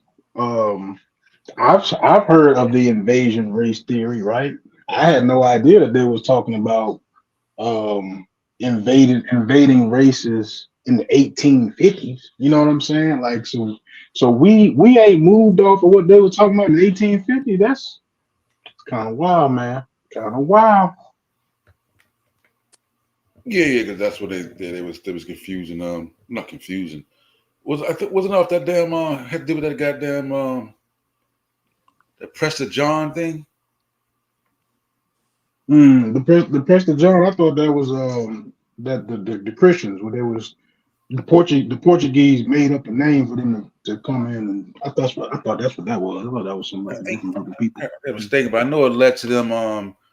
They were looking for the tribe of Ham. You know what I'm saying, and they went to Africa. When they saw the black people, they didn't care about the black skin. They saw that they had thin noses and thin lips, and that's what they, you know what I mean. So they labeled them Caucasian based on the phenotype, not the skin.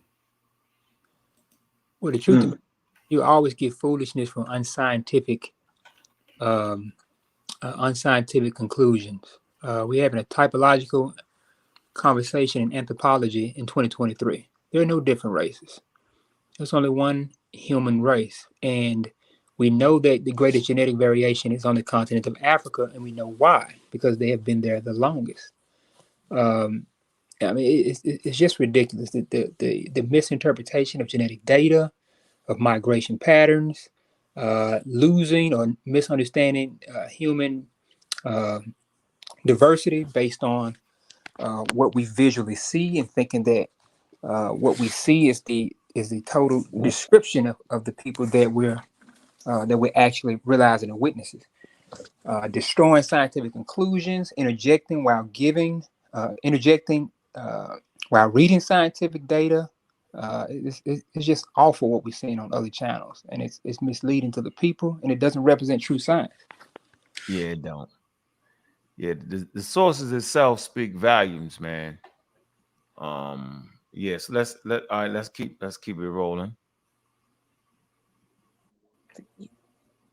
Petrie's sequence of pre-dynastic cultures is a perfect example for this culture historical archaeology, with his different what he called first civilization, second civilization, third civilization, and each one of them being caused by an invasion from outside. So why did Petrie believe, for example, that the Jazean civilization had its origins in the Eastern Desert or Syria? Well, he substantiated that, for example, with the raw materials of certain artifacts that were particularly typical for the Jazean, for the second civilization, like these stone vessels here, which obviously come from the Eastern Desert. He also suggested that with parallels of certain artifacts in Levantine archaeology of the time, such as the wavy handled pottery. And what we have here in front of us is obviously this equation, pots equal people. So when you have new types of artifacts appearing in an archaeological context, this automatically means that we have the traces of migration, because these objects were brought by migrating people to their new destination. Now we move on in time and look at the post-war era. Obviously, the Second World War migrated. Move that up, yo. So just because you see some pots don't mean the people migrated with the damn pots. They could have traded them any damn thing. Clear, pots don't equal people. Then when you say this, you hear Reggie say it, right? But he don't really mean it. He don't understand the context of that, right? Okay, so now we come to what's this? Kaiser. Let's see what he has to say. All right, so we moving up. Let's see what he got to say, and then we're gonna move to the current position. From Lower Egypt to Middle Egypt, the Badarian culture was the result of migration from the Saharan Sudanese areas in the southeastern desert of Egypt into the Nile Valley. And then, of course, very important, Werner Kaiser departed from Petrie's terminology, and he suggested that basically in the pre-dynastic era, we have one culture, and that is the Nagada culture. This he did on the basis of the work of his teacher, Alexander Scharf. And he then suggested that the Nagada one culture had also local African components, was later replaced by the Badarian culture, and then continued an expansion north and also south. And that was essentially repeated by the Nagada culture, the Nagada II culture, that at this time in his early work clearly had a Near Eastern origin, and arrived in Upper Egypt, and then proceeded in a migratory stream north, and caused what his teacher Alexander Scharf had defined as the cultural unification, or what was also called by Kaiser the first unification of Egypt, and thereby the foundation for Egyptian civilization.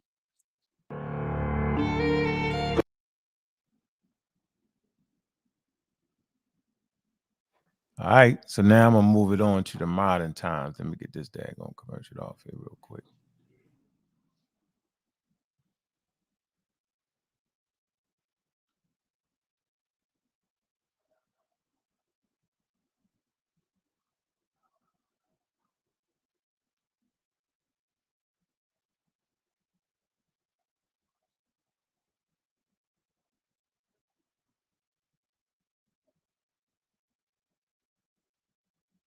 All right, let me keep it going. Here we go.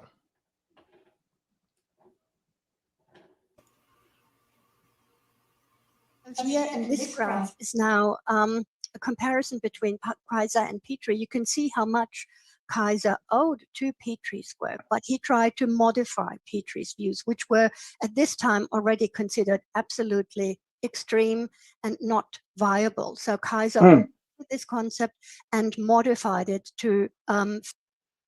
You said something? No, I basically was just agreeing that even at that time, what time period we looking at? So is he publishing his work in the 19? No, that's Petrie's timeline, 1939, right? Oh, Yeah. Kaiser timeline. He's in the 60s. Kaiser. Yeah, so they were already dismissing Petrie. They were already dismissing Petrie in the 60s.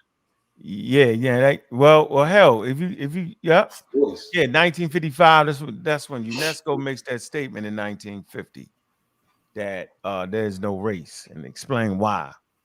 All right. Yeah, they think they also made one in the 1940s after the World War II, after the Great War. Yeah. So they was already. So we don't need nobody to come in and tell us now, do we? That's 70 years ago. I thought it was just 50. We don't need 70 years ago. Yeah, we don't need nobody coming in telling us, wow, yeah, nope, because they doing it. Science is doing it. We need nobody to add nothing to it. Let me see here. I want to get up to the current. I want to skip through here. Let's see. I'm gonna tell you what though. If you present a source to debunk something, and then somebody's using your source, you in trouble. Oh man. Like man, 10 times out of 10, you're not messed up. I promise you. Oh wow. Like it don't work like that. Don't. Oh, you mean like that source you used earlier where it quoted and said the people didn't leave in the quote? Like, don't leave that up. Leave that source up. That's a good one. Yes, I say leave that there. I'm gonna come back to it. I like that. Good source. Great job. Great job. All right, where we at? Here we go. That's funny. It is also still present in modern studies on ancient Egyptian civilization. As examples, I brought you Barry Kemp, Anatomy of a Civilization, or Ancient Egypt Foundations of a Civilization by Douglas Brewer, where you still have the same narratives being repeated, but certainly disconnected from the ideological ballasts. However, today, we should completely depart from these narratives as I've just described them to you. In modern archaeology, archaeological cultures are not homogeneous, normative, static, or hermetic units. All right. Okay. We talking about modern archaeology. You got 1, 2, 3. Come on now. She gonna break them all down to you. Let's see how many people is actually breaking the rules. Let's see. Y'all gonna hear people respond and do all that. Ha ha ha! They're gonna do all that. Watch Reggie get up here stumbling, stammering, bumbling, bambling. Watch how they do it. Watch. They're gonna break all the rules, but yet use her rules. Crazy. Break the rules, but use her work.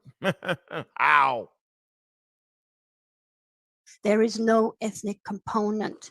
Culture is a very dynamic system that can change on its own. It does not require external stimulus, external influence. It can change as a result of internal differentiation through knowledge transfer with neighboring archaeological cultures, technology transfer, trade, exchange, mobility, migration. Yes, migration is also still on the list, but if you want to propose that migration was part of a cultural process, you need to look at the different push and pull factors. Today, we have migration on the news media headlines almost every day, and we know very well what migrations look like. We know what different types of migrations they are.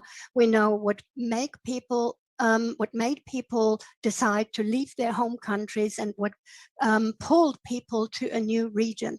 This all needs to be added to the calculation if you want to demonstrate that cultural change had occurred as a result of migration. So this is very useful to understand how ancient Egyptian. So this is very useful to understand how. So this is the same civilizational umbrella, which share the same ideological. Seeing the Reggie slide to be using, right? Not this. You ain't about to use the slide ready show the other day. Yes, we're gonna get him out of here. Oh, yes. Man. The end of this video right here is crucial, dog. Yeah, we're gonna finish it off. Slow death, die by slow death. Golly. All right. So, what are the possible origins of ancient Egyptian civilization from the modern perspective? What is the civilization? The old, okay, let me see if she can read it. Let's see. Go back a little bit.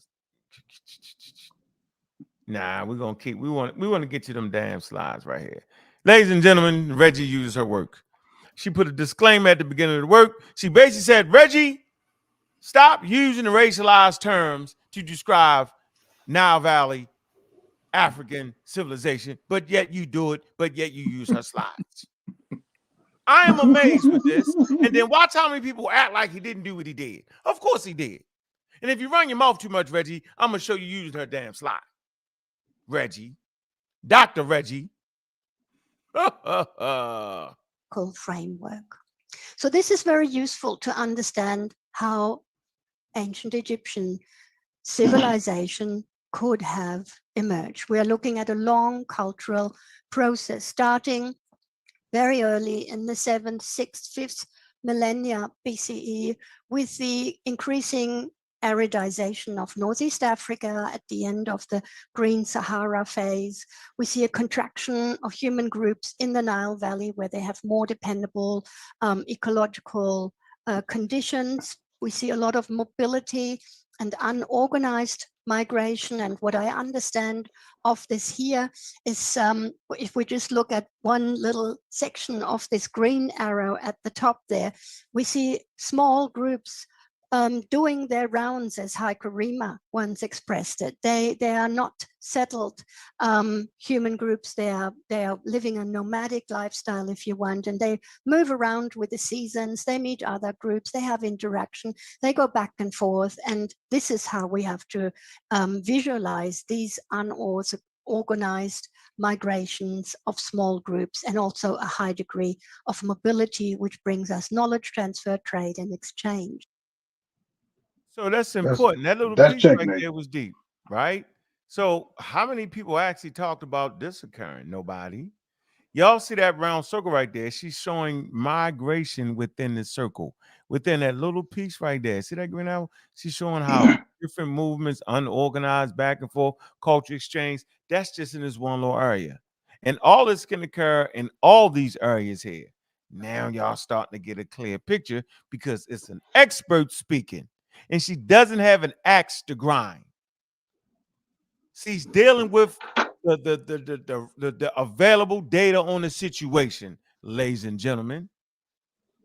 Yeah, let's not disregard what she said a couple seconds ago, that she absolutely knows what a migration look like. And if in order for you to be able to prove that there was some migration, you had to go through her process, right? So I mean, I don't see there any type of way to get out of it for real. Yeah, you just sit back and watch. They're gonna get out of it. Watch. There you go. These unorganized migrations of small groups, and also a high degree of mobility, which brings us knowledge transfer, trade, and exchange. In the 5th millennium, we see the emergence of permanent agricultural vism, of course. I don't think the term Nagada culture is really working for us anymore because we have so many regional variants. The Nagada culture ain't working for us no more. This is We're ready to argue about that. I'll get you down. He called it the Nakadians. The Nakadians. I said, bro, you can't do that, bro. There's many cultures that you can't just, all right, go ahead. Yeah. Let's let the expert, right? Let's let the expert tell it. Even in Upper Egypt during Nagada 1, Nagada 2, and still Nagada 3, and this continues this way. So this 5th millennium picture of emergent permanent agricultural villages brings us to the 4th millennium with permanent settlements. Of course, we have also permanent settlements already in the 5th millennium, but we see more and more of these. We see increasing social complexity, increasing craft specialization, centralization, trade, exchange, knowledge transfer. And from there, we move on, we get via the mid 4th millennium to the late 4th millennium to a situation where we actually have the first phase of ancient Egyptian state formation, which happened at a regional level.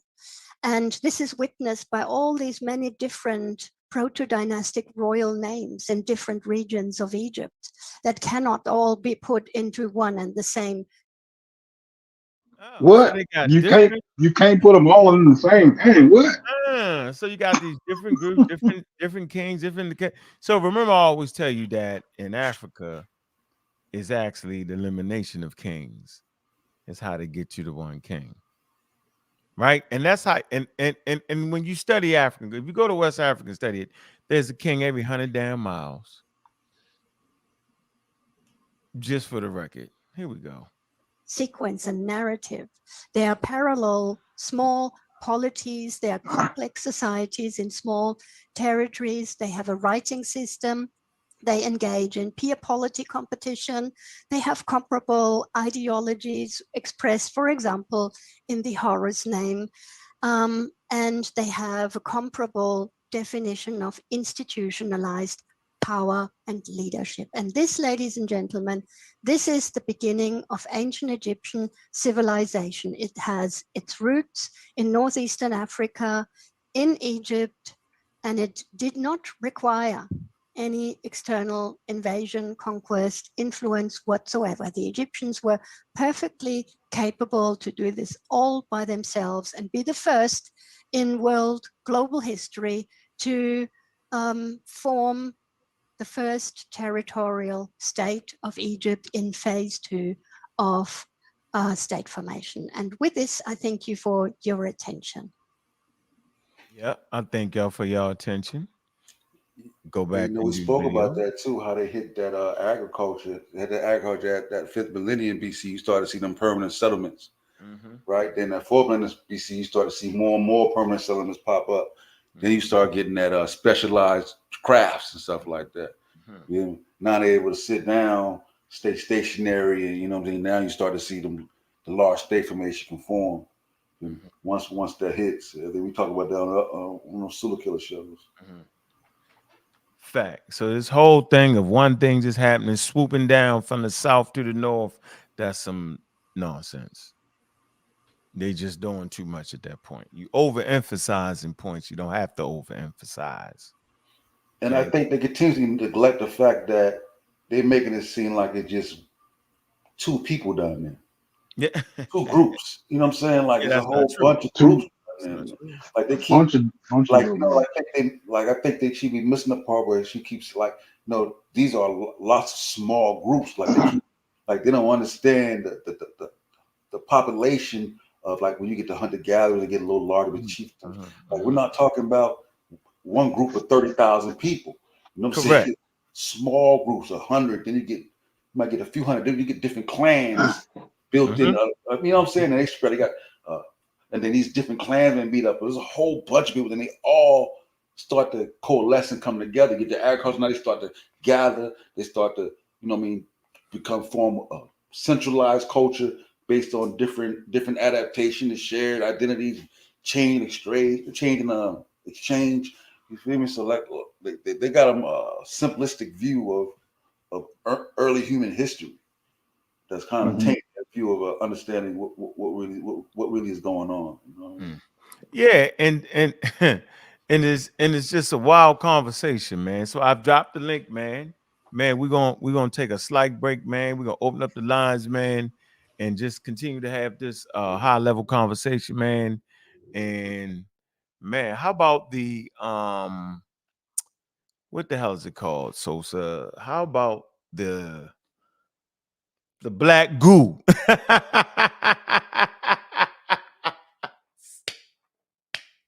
Oh, where you at, Juju? Bidium, the black goo. Did you hear about the black goo? Ooh wee. All right, let's take a slight break, man. Man, y'all know what time it is, man. Y'all go and get together, man. Man, go ahead and hit that Cash App button, man. It's that time, man. Man, go ahead, hit them likes, get them likes up, man. Likes up, man. Y'all gotta get them likes up, man. Man, get them likes up, man. Hit the like button, man. Show some love, man, so we can catch that algorithm, man. Man, y'all know what it is, man. Hey, y'all know what it is, man. Man, hit them likes up. Let's go. But the Cash Ass money. Hey, let's go, y'all. You know what it is. Get them likes up, ladies and gentlemen, man. Man, put that link in the chat, man. Put the stores in the chat. Y'all know what it is, man. Man, appreciate all the support, man.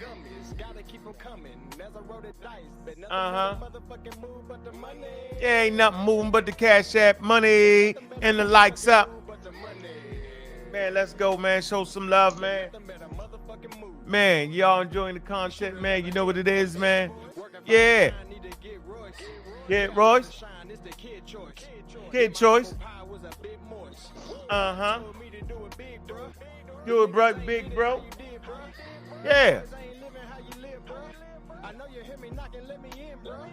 Yeah. Every time that I speak in the mic, the electrolyte, Peter light that's giving you light. See what's done in the dark, go come to the light. Hell raising you taking the heavenly flight. See the Glock is clipped up, the blunts is all woods, the insurance paid up, my bitch is fed good. Man, let's go, man. Get into it, man. Y'all know what it is, man. Let's do it. Uh-huh. Man, get them likes up, man. Come on, man, so they can catch this video, man. Let's go. Man, show that love, man. Let's go.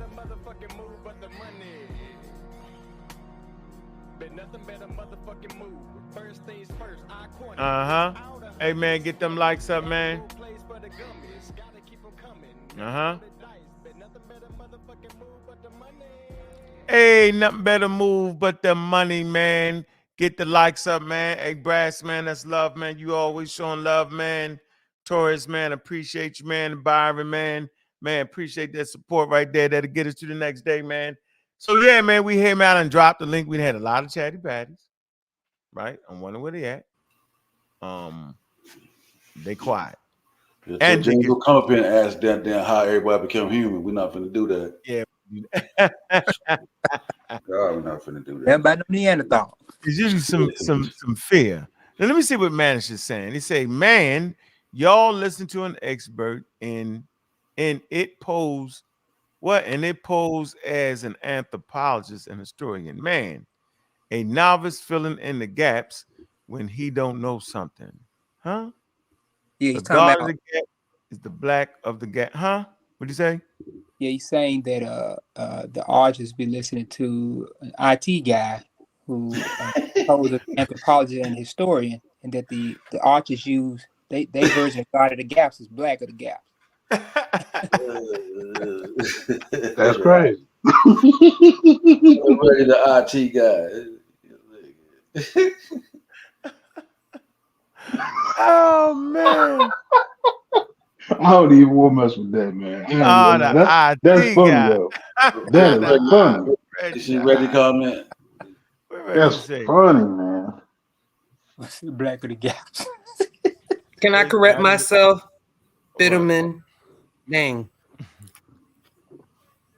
Oh yeah. Was on. What, man? How's that? Wow, man. Come on, man. Y'all wild though. Ready hot now. Ready hot. Oh, so man. He scanned the people on Kim. Okay, Reggie. Now we got it. Thank you, Reggie. There we go. There we go. Tease it out of him. Got him. Hey, Reggie, are you sure I'm the one scamming at this point, Reggie? You ain't scamming using your source. I'm scamming using your source, Reggie. I'm using your work. You're expert. I'm not expert, but expertise. I'm scamming? Wow. How, Reggie? How did I scam anybody? Reggie, stop it, man. We'll get out of here. That's funny, man. Yeah, but you know what? Them chatty pads, they won't hit that link, though. They won't. I know they won't. So, all right. So let's go ahead. I think that was clear. I think that was it's super clear. Everything she said, everything. I mean, like at this point, what's the argument? If you're saying she's wrong and you got to source up on it, I mean, like what do you disagree with? It's your slides. Yeah. It's your source. Like, I'm gonna make the big Reggie. Ain't a screen you can go to that I can't go to, Reggie. That's the point. And everything you say out your mouth, you gonna get got, Reggie. Cause you're not only a scammer, you flim flam bim bammer. See, you can't make it to the other side, Reggie. You stuck. You can't make that transition from the elders to the next generation. You stuck in between, bro.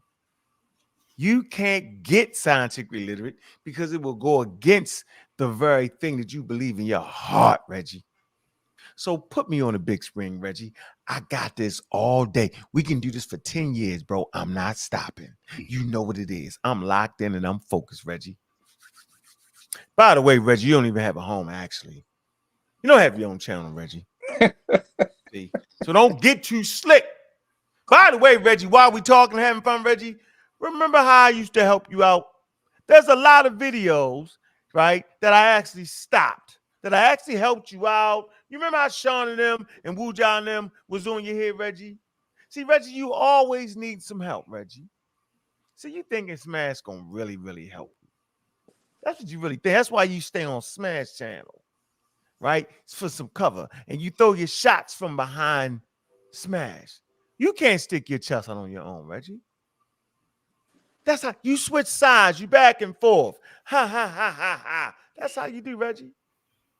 Make a clear stance, Dr. Reggie.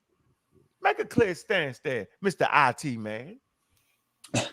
Yeah, we're in the middle of the ring right now, Reggie. Don't pull back, Reggie. Remember, you drew first blood. Don't forget that, Reggie. I'm not stopping.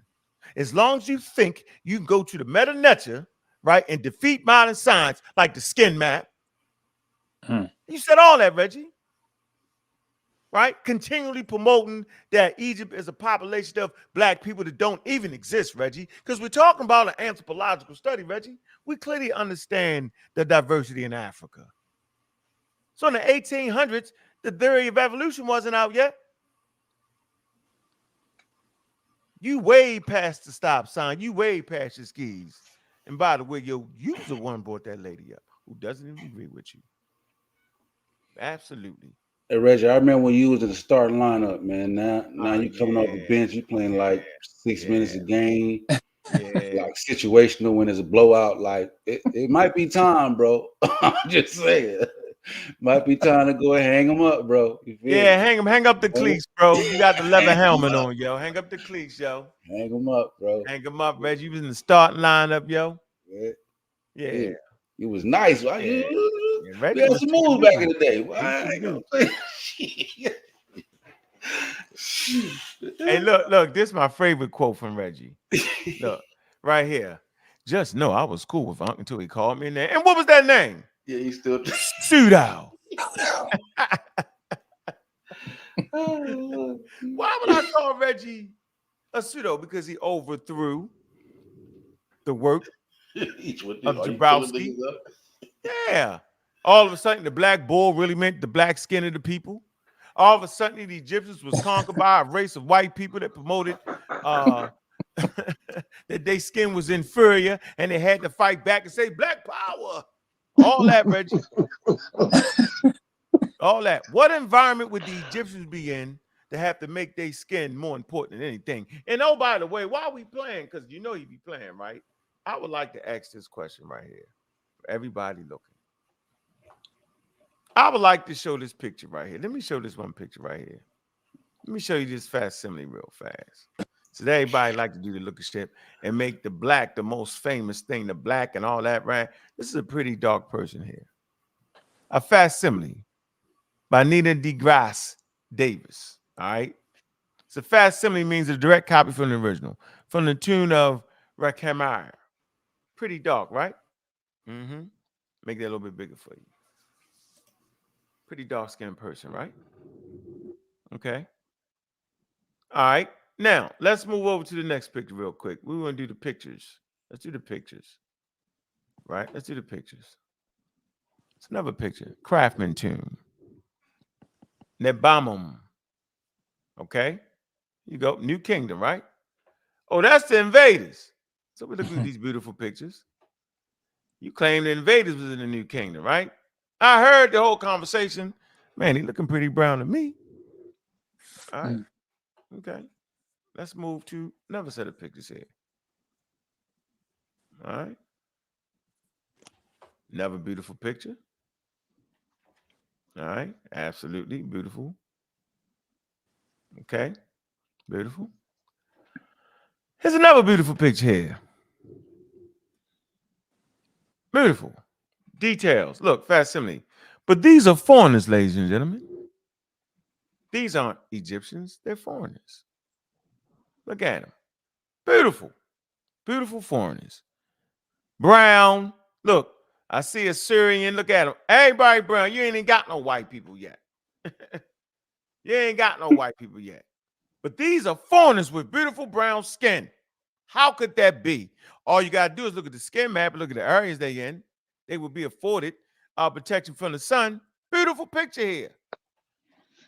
We're starting to see a running theme here. This is my best one right here, though. This one right here, the one that's going to get you got. Nice picture right here. We see it, right? Let's make it a little bit bigger, right? Now, look how dark these people, these are also foreign. You see some Nubians there. You see the feather, right? See some people from Assyria. Look at them. They all brown, look.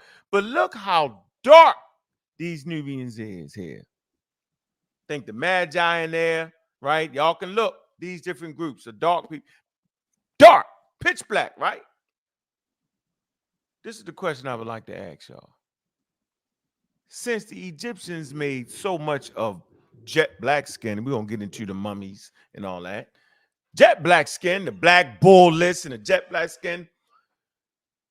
When those extra dark people walked around, everybody should have bowed their damn knees because they got the color of the gods. Wouldn't been no need to even ever go to war with them jet black people there with it because they jet black and they the gods. They got the actual black skin that Reggie and them is trying to promote, right? Reggie and them is trying to promote that the Egyptians claim that black skin was the best, but yet they had a whole population of jet black people underneath them, yo. They didn't give them no special treatment last time I checked. Am I tripping? Somebody tell me I'm tripping. Somebody tell me that people that actually had the dark skin that would have mimicked the gods, you didn't have to add no bitumen to their ass. You didn't have to do nothing for them. They was black, and they was hauling them in as prisoners of war at times, enslaving them, doing all kind of stuff. Make me understand that. Why do they disrespect the jet black skin? I'm confused at this point, ladies and gentlemen. Maybe somebody is lying to y'all. He said the Nubians are black, but the Egyptians are the great black. How? So they're black, but they ain't the great black. You see what I'm saying? How? So that's they're the great black. The closer to the equator, the darker you get. Evolution. Mm-hmm. I'm simply saying that the overemphasizing the skin color, right, and racialization of Nile Valley culture is an anachronism. I'm telling you, they're actually placing a modern construct on an ancient population. I understand why I hold my fists up for political reasons. Black African power. I understand why I say Black African power. Talking about our ancestors, we came from Africa and the black man in America. I understand why I say that. But I was raised in an environment of racism. My ancestors was raised in an environment where their skin color didn't allow them to use bathrooms. Was raised in an environment where you was enslaved because of the color of your skin and the clothes you wore. I was raised in an environment where you couldn't eat at certain restaurants. So I understand why black power was so important and the color of our skin was so majestic. But I can't figure out why that a group of indigenous African people with everybody with brown, beautiful skin, dark, beautiful skin, light brown, beautiful skin, light, beautiful skin, will ever have to act like that because they wasn't under the yoke of oppression by people who felt like that their skin made them ignorant, made them less of human beings.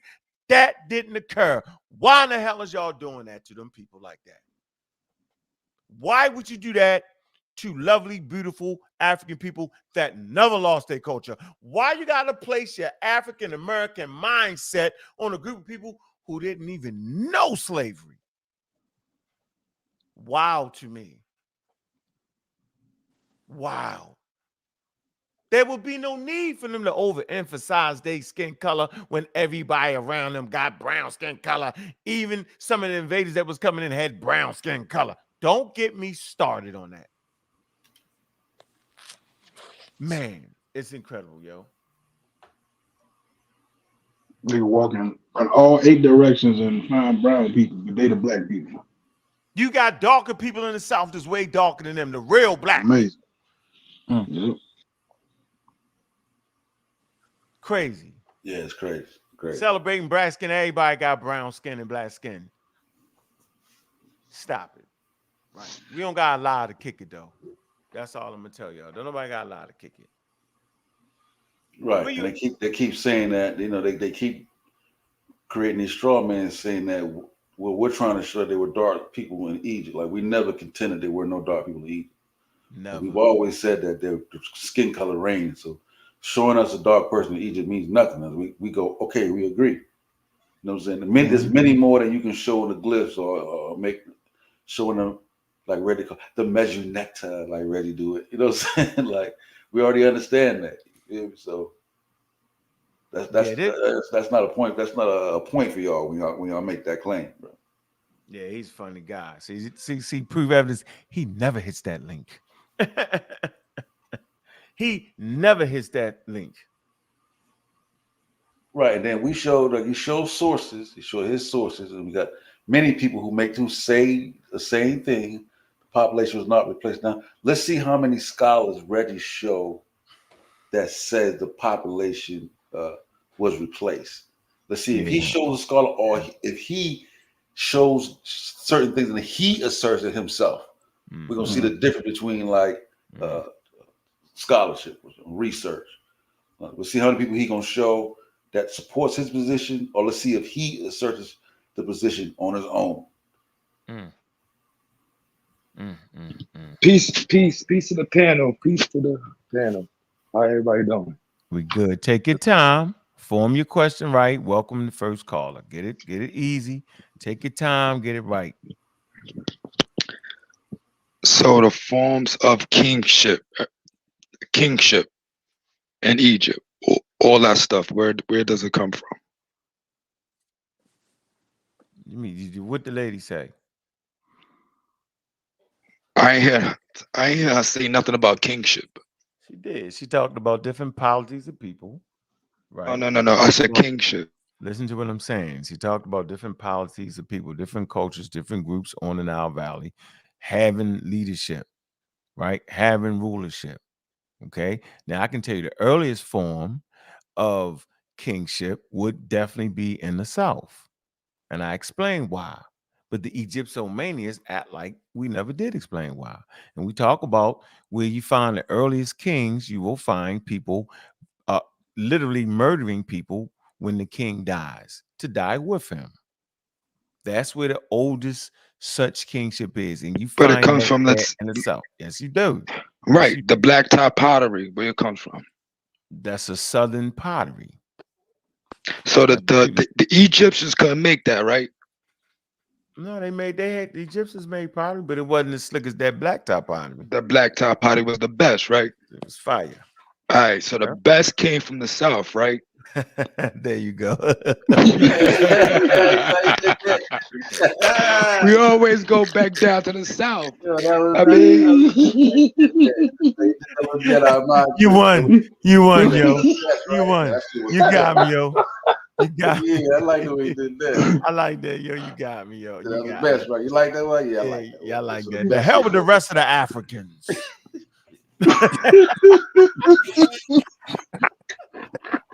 I don't knew he wasn't gonna make it, dog. I don't care about the rest of them Africans.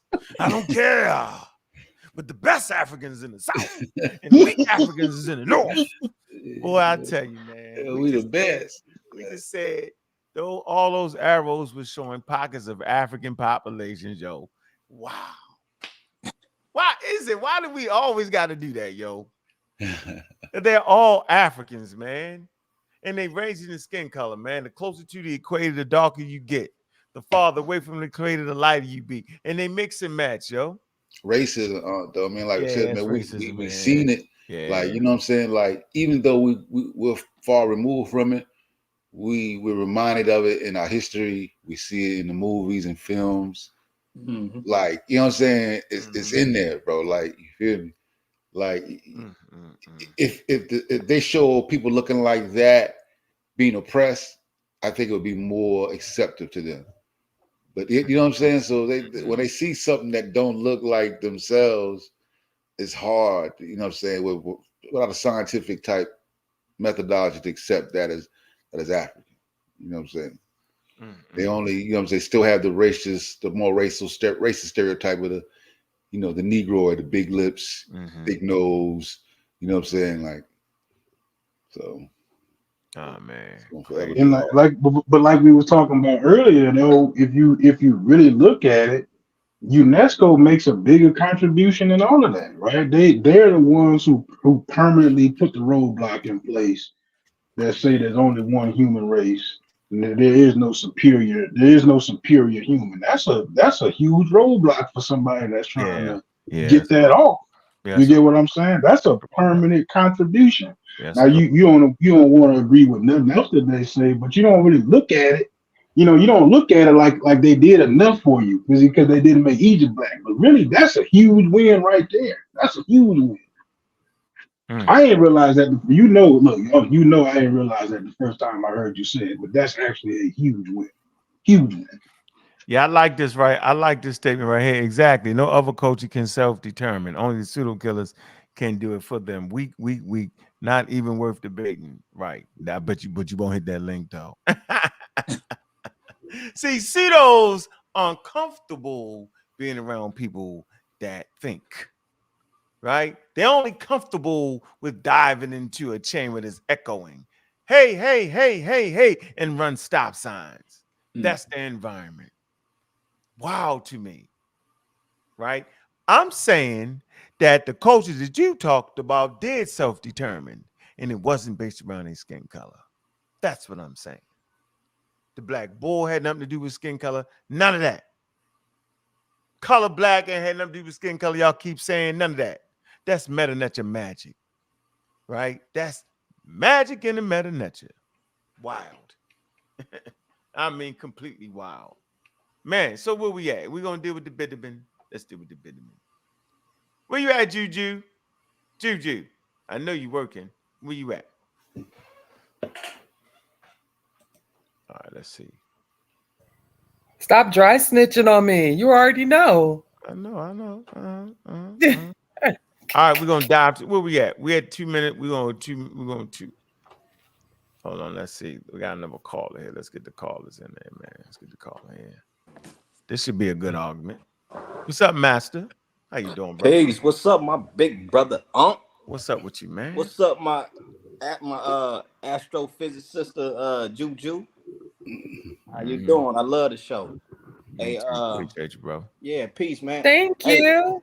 Oh man, you amazing, man. You got my new favorite show on YouTube. But I don't understand I appreciate that. Indeed, sis. I don't understand what the problem is, man. Why they gotta be black? I think you do. Like, why they gotta be black, man? They wasn't us, man. Like, I don't understand. Like, I've been to Egypt, you know what I'm saying? My avatar is me actually in Egypt. And okay. I don't understand what the problem is, man. They was dark to light skinned, they had invasions. I mean, what's the issue? Let me ask you this. Do you agree that Egyptians were dark to light skinned Africans? Well, since I've never been to Egypt, I can only go with the data. I can only talk about what the scientific community has raised in 1974. I can only talk about what the Brooklyn Museum, the Met Museum say, yo, and they say they range in skin color from dark to light, yo. Okay, so your answer is yes, they were dark to light skinned Africans. Absolutely, and that's what the available data say. So I don't know why people. So why we can't be happy with that?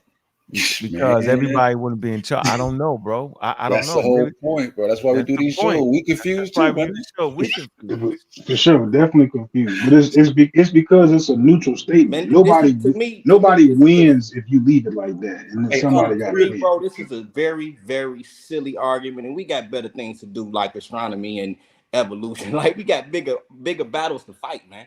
They were African people. They ranged in skin color. You know, I was there. When I was there in Cairo, I spent 15 days over there, man. And we started in Cairo and we ended in Aswan.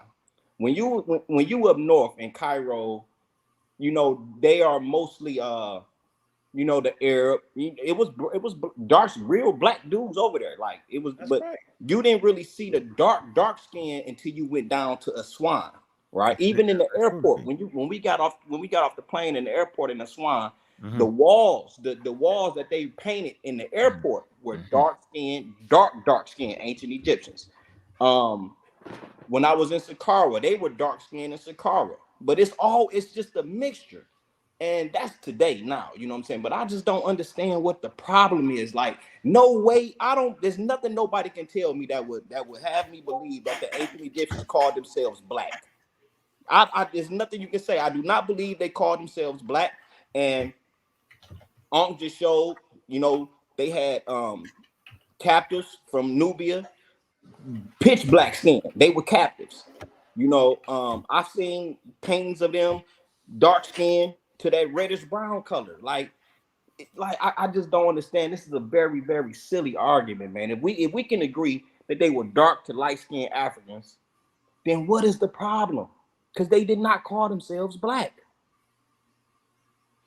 Yeah, this is why we keep scratching our head.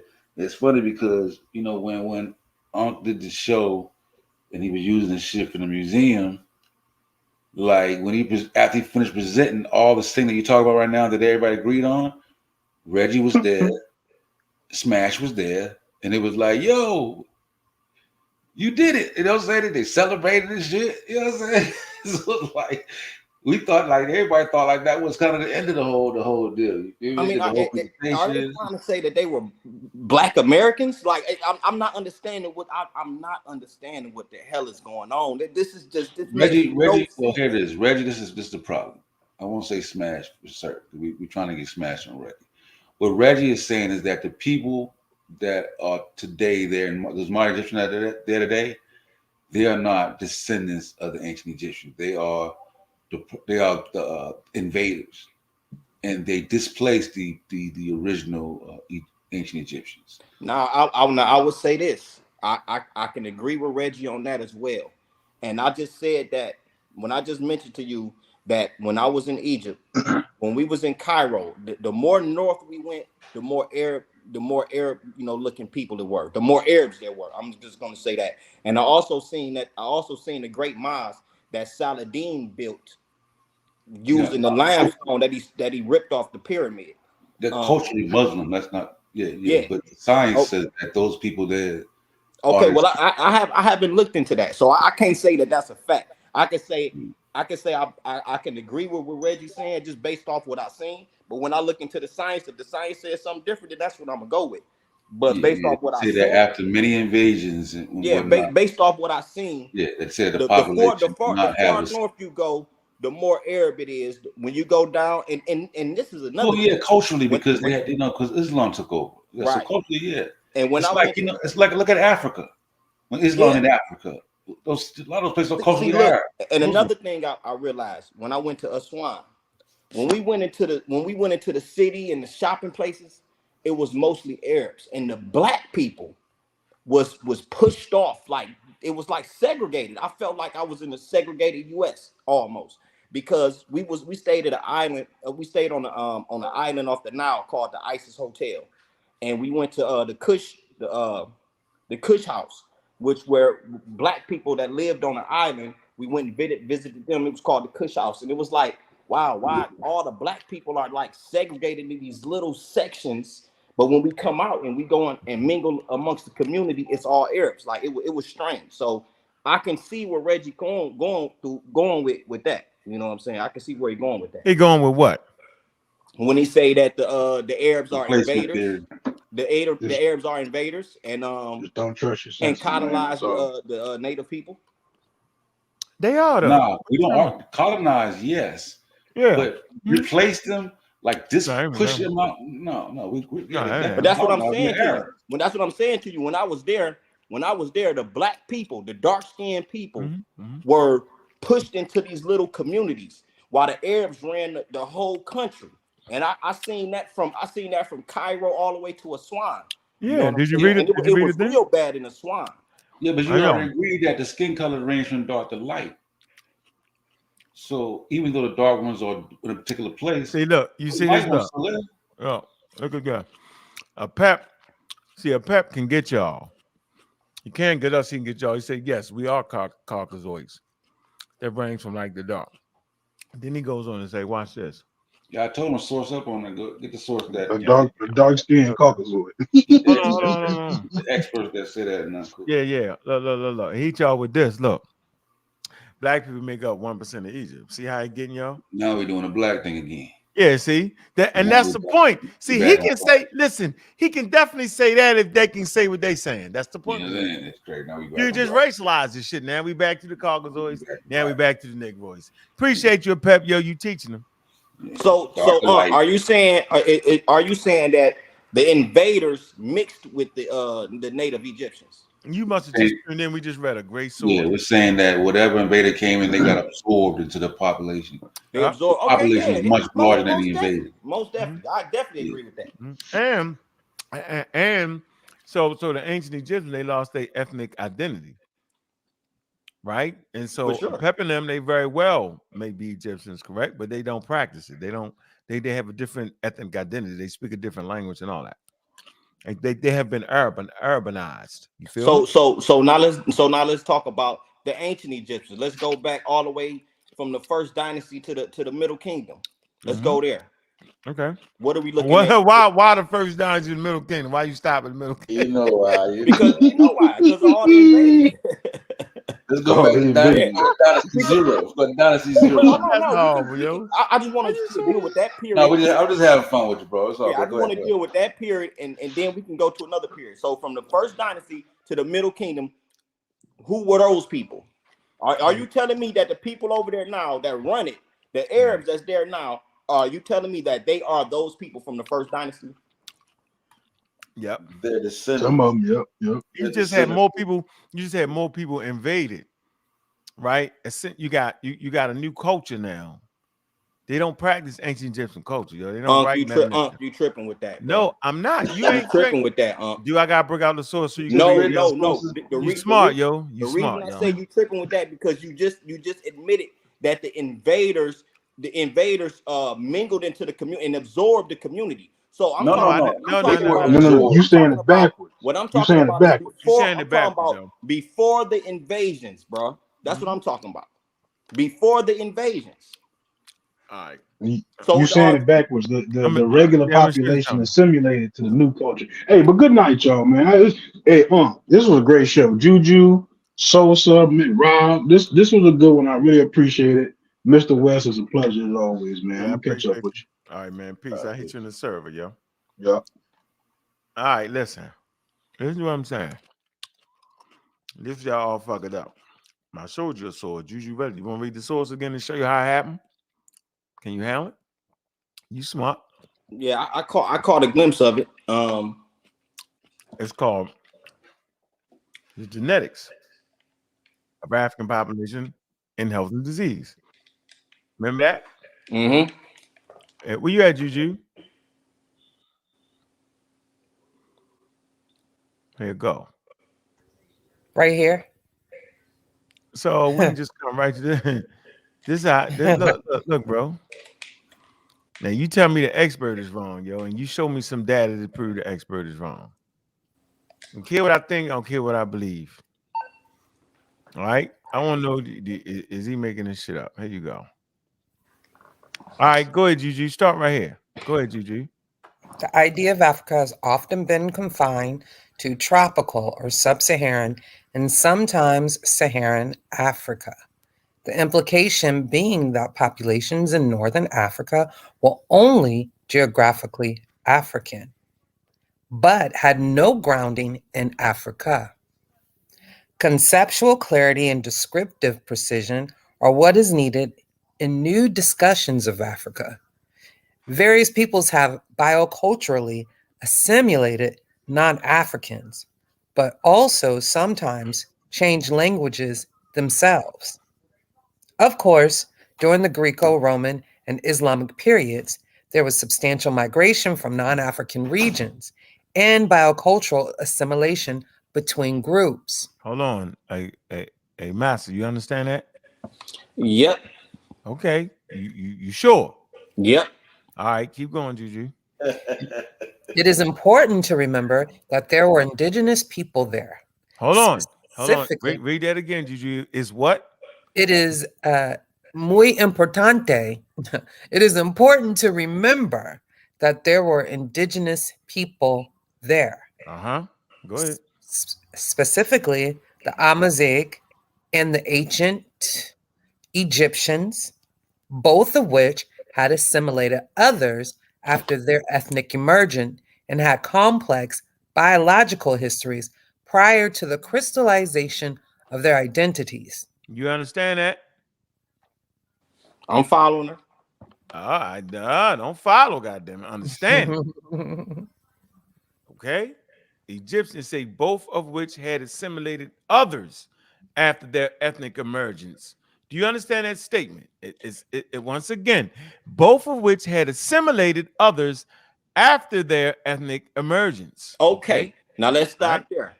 They assimilated others after their ethnic emergence. So that you talking about going back to the damn near 5,000 years ago. I mean, because if we dealing with did you hear that? For sure. Right. So you talking about going all the way back ethnic, not racial. Yeah, ethnic, bro. Not racial. 5,000, 3,000 BCE, yo. Right? When they start being Egyptians, yo, that's what they talking about. What year you say that again? It say both of which had assimilated others after their ethnic emergence. When did the Egyptians ethnically emerge? Okay, that's where I'm at. When did that happen? Back in the old kingdom. Where they start having ethnic identity and they consider themselves to be Egyptians, brother. See what I'm saying? Keep going, Juju. Yeah, we cooking with hot grease, though. See? Wait a minute, though. Crude oil. Go ahead. Neither of these peoples disappeared. Hold on. But what was disseminated biological histories prior to crystallization of their identities? Crystallization, you know how something crystallized, yo, comes together. It say both of which had assimilated others after their ethnic emergence and had complex biological histories, right, prior to the crystallization of their identities. And the lady talked about that. She absolutely talked about how the early anthropologists was finding different skull types, right? Of course. And they crystallized of their identity. All right, I want to stick right there up at the top. Like if they assimilated others after their ethnic emergence, right? All right. Yeah, right after that. So right they assimilated the others after they already ethnically identified themselves. Yeah. Okay. All right. Hold on. So look. I'm trying to go back to where they ethnically identified themselves. You can't. No, you trying to be too smart. Watch this. Both of which had assimilated others after their ethnic emergence. There's a key word, and had a complex look. They had a complex biological history prior. Do you know what prior is, yo? Yes, sir. Prior to their ethnic emergence, bro. Prior to the crystallization, that's the coming together of their identities, yo. They already had a complex biological history. Do you get that? Or do you? What you just did was you tried to. No. Yeah, I can't. I want to deal with how they ethnically identified before they assimilated others into their ethnic group. I know, but you can't, because right here, what's the word prior mean, yo? Prior. What that mean, yo? Okay. He's talking to you. It's look. He's talking to us. Okay, look. It says they split and they had biological history. No. They ain't just had biological. They had a complex. Pardon me. Leave that word out. Pardon me. Come on. And they had a complex biological history prior to the crystallization of their identities. Thank you. So prior to them becoming Egyptians, they had what, Master? They had complex biological history. Thank you, brother. I appreciate that. Yo. Hey, I got a slide out there. Peace. I appreciate you, man. Thanks, bro. I actually appreciate that. Keep going, Juju. Neither of these peoples disappeared. Oh, they didn't disappear. But via interactions, they were changed. Keep going. We still have Amazigh, Nubians, Egyptians, Beja, and others who may have assimilated or been assimilated. They often adopted a new language, like Arabic, like the Quran, Islam. and customs, all that urbanization. Keep going. but are aware of their origins. See, don't let the African American tell it. They don't know who the hell they are. Don't let us dive in the fray. We are going to tell you who the hell you is. Keep going. We have Arab tribes who assimilated indigenous Africans in the Sahara and other regions. Another instance is that of Arabs who were assimilated by the Amazigh. They are Arabized Africans. Urbanized Africans. The ancient Nilotic peoples from Alexandria to Khartoum and parts of the Maghreb. Many populations have multiple ancestries, and there are multiple descendants. Identity is another matter. Identity is another matter. It is possible to be a descendant of X group, but not socially identified as X group. It is possible to be a descendant of the Egyptians, but not socially identified as an Egyptian at present, Mr. Master. Keep going. Social rules have a role to play in determining social identity, which may not have much to do with blood quanta. Yeah, there you go. There you go. Master, do you get that? Am I tripping? Who tripping? I really believe that. Nah, we don't want to hear what you believe. No. Listen, I really. You don't have to agree with the source. Hold on. Listen. But do you understand what the source just said? Listen. I really believe that I agree with all of this. There's no doubt about it. There's no way I can't agree with that. They assimilated, other groups or whatever. They all before they was Egyptian, before they even crystallized being Egyptians, yo. That's deep. Hold on. That's way back then, yo. Go ahead. Right. Way back before they even considered themselves Egyptians. Right. By the time they considered themselves Egyptians, it was already, they had already assimilated these other groups within a DNA structure. They had already mixed with these other people. There's no argument about that. Yeah, but who's arguing that though? I thought, ain't that what Reggie and Smash arguing that with you? Oh, they arguing what? Oh yeah, they arguing. I'm talking about us. I don't know what they talking listen, I'm definitely not arguing that because I'm not going off the, you know what I'm saying? My whole thing is this.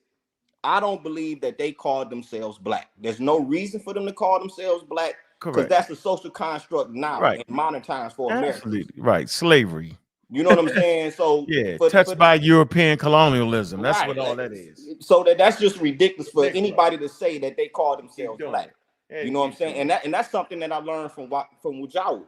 You know what I'm saying? Wujawu did a good job on that. Yeah, well, that's what I learned from Wujawu, how he said that, Kemet meant the did he say the riparian land? And he said it was in contrast to Desheret. Kemet was in contrast to Desheret. So these, I learned that from Wujawu. And I was shocked to hear him say that because before that I was like, they was black people. They called themselves black. It was Kemet, the land of the blacks. Like I was on that. But then, you know what I'm saying, listening, studying Wujawu book and what he taught, I'm like, I feel that because why would they call themselves black people? That's a construct that didn't even exist then. Yeah, and then it ain't no one way to do it. And you said all kinds of different ways. And that's why I came in and said, did the ancient Egyptians range from dark skinned to light skinned Africans? Yeah. Well, that's what the data says. Okay, so that's why I said, what is the problem? It shouldn't even be an argument. I don't know. You ask them. They're gonna do whole videos and keep arguing this shit. You tell me. And so Reggie is still tell me this right now. Reggie. Yes. With all his studies at his age, all the masters he's been under. Can't get out his way. With his intelligence, he's still can't get out his way. Under the idea that the ancient Egyptians called Kemet the land of the black people. Is that what he's saying? Yep. Yeah, you can't help it. Yeah, man. Wujawu, where you at, Wujawu, man? You gotta come back, man. He tapped out. He tapped out. Yeah, so it's right here. It says some perceive the term black as derogatory, outdated, and reductive, or otherwise unrepresentative label. And as a result, neither use nor define it, especially in African countries with little to no history of colonial racial segregation. Ah, so I'm sitting here telling you the fact that you continue to use that is wild, right? And this another Based off thing. segregation. What about the Libyans? Yeah, you got Libyans, which is very light-skinned people. Very light-skinned. But they Africans, though. But they Africans. Yep, all of them is Africans. It's crazy. You know, you might not want to admit it because you just been under the guise of racism for so long, yo, that you just can't see it, yo. Look at this. Numerous communities of dark-skinned peoples are present in North Africa, some dating from prehistoric communities. Y'all know what that means, prehistoric, before written history. Before written history. Before the meta-nature and all that. That's right. See?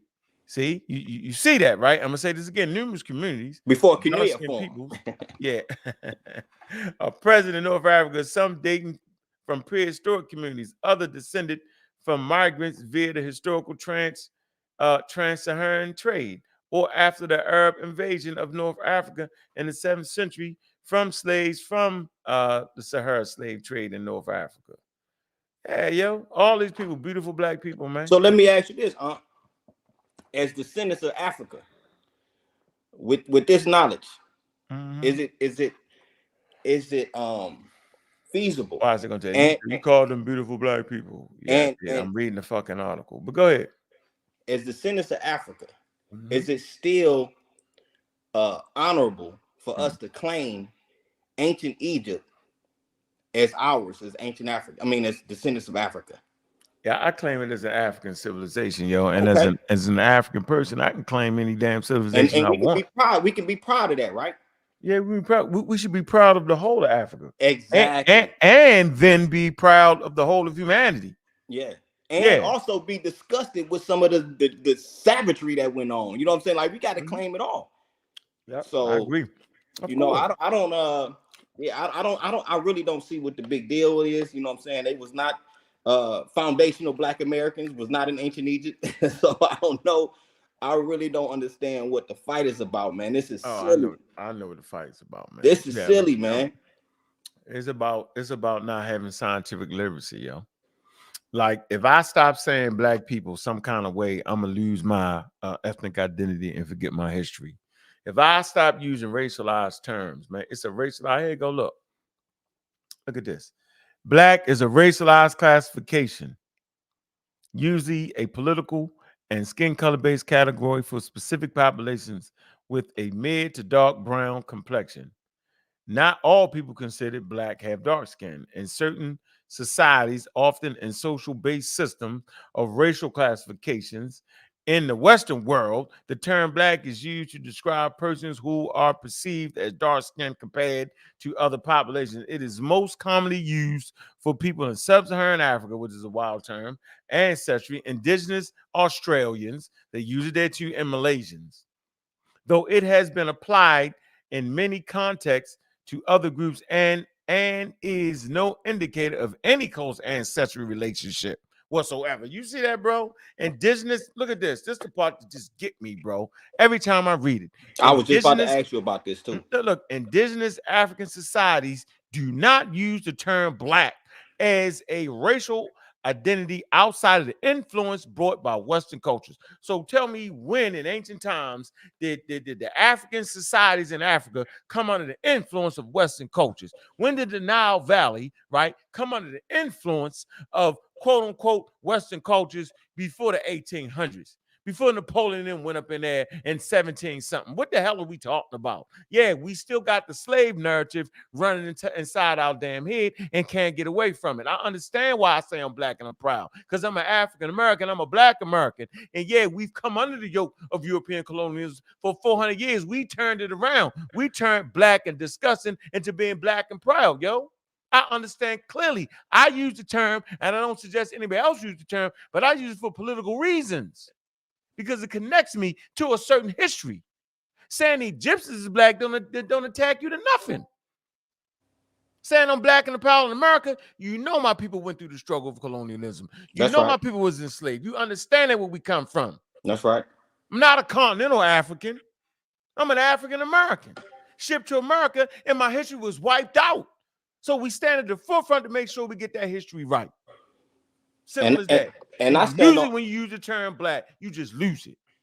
and I stand on this. I stand on this. We should be proud of every great civilization that arose from every square foot of Africa.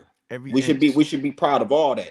We don't have to make them call themselves black. You know what I'm saying? We don't have to, like, I would say this. I would ask Brother Reggie, I'm not gonna call you doctor because you don't call yourself a doctor. You're not a charlatan like these other dudes. So I'm gonna call you Brother Reggie.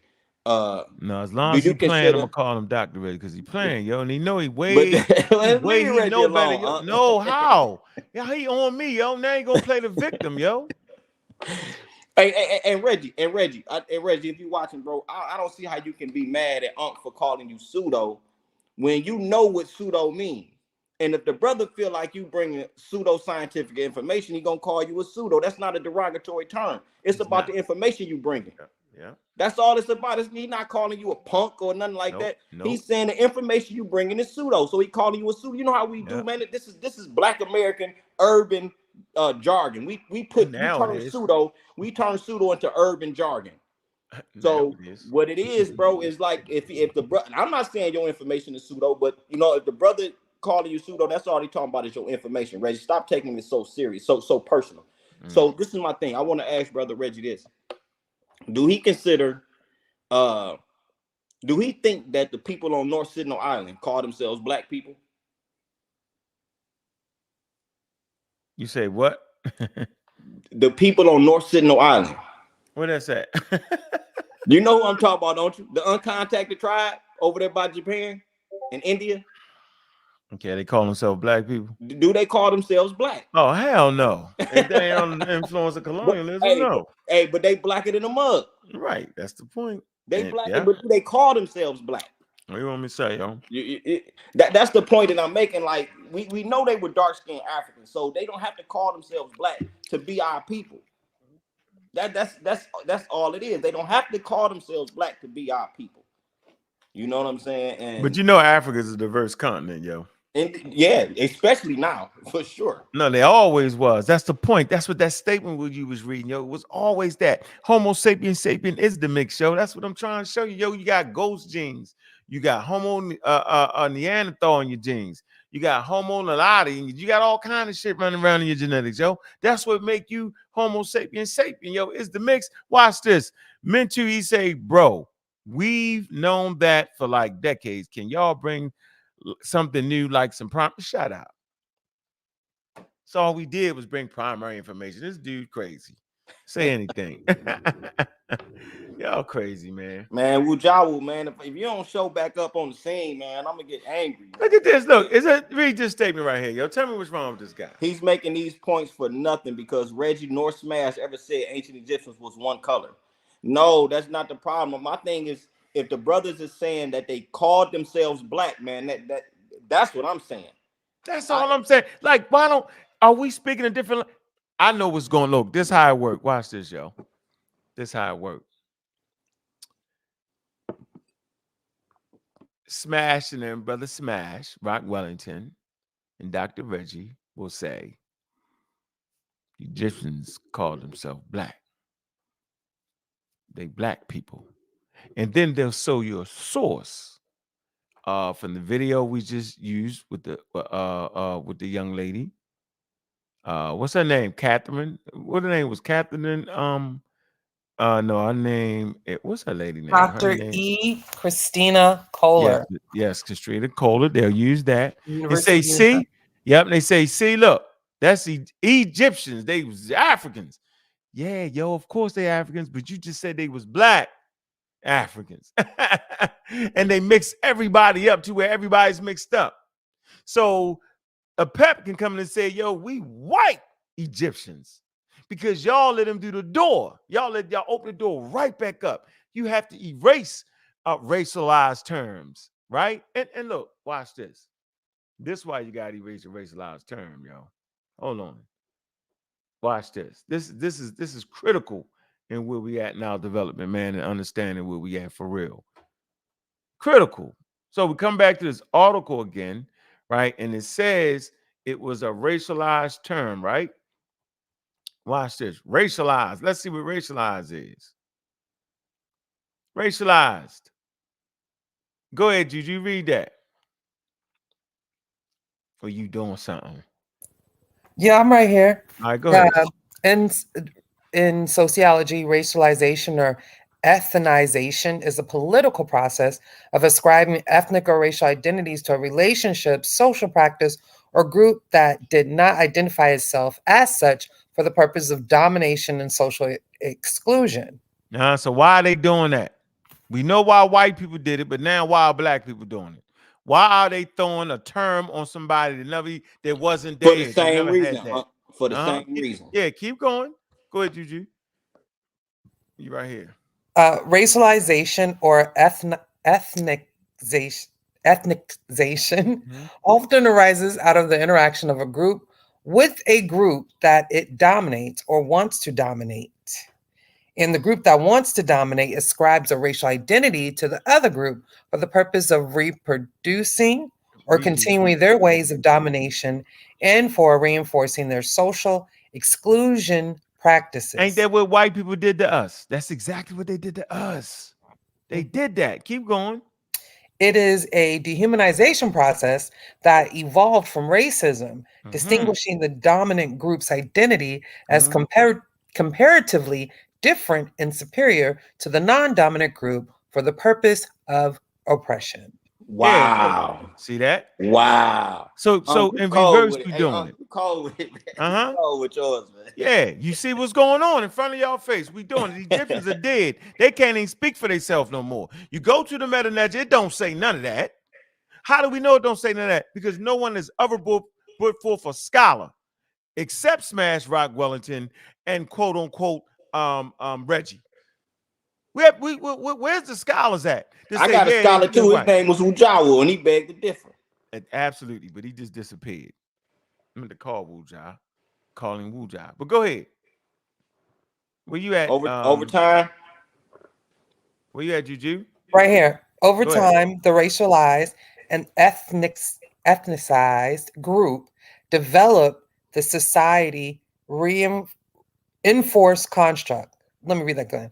Over time, the racialized and ethnicized group developed the society enforced construct, internalized oppression, that is, that races are real, different, and unequal in ways that matter to economic, political, and social life, an unhealthy norm that stripes them of their dignity of full humanity. Yeah, yo, so we trying to fight out of that, and that's why we're responding with the way we're responding when we think they taking something away from us when they try to take away the racialized terms. They take away the racialized terms because they study and they understand what the hell actually went on because they studied history and what it did to us. Because black people got that super melanin, and if you ain't black, you ain't super. Go ahead, Juju. This systematic tool. I'm sorry, I had to take myself a minute. This systematic tool used. You gotta mute that. The systematic tool used to for oppression and to induce trauma have been commonly used in varying flexibility throughout the history of imperialism, nationalism, racial ethnic hierarchy. Why are you talking about? I ain't saying That's why I stopped because I was like, "Why you got me off?" I say, yeah, right, exactly.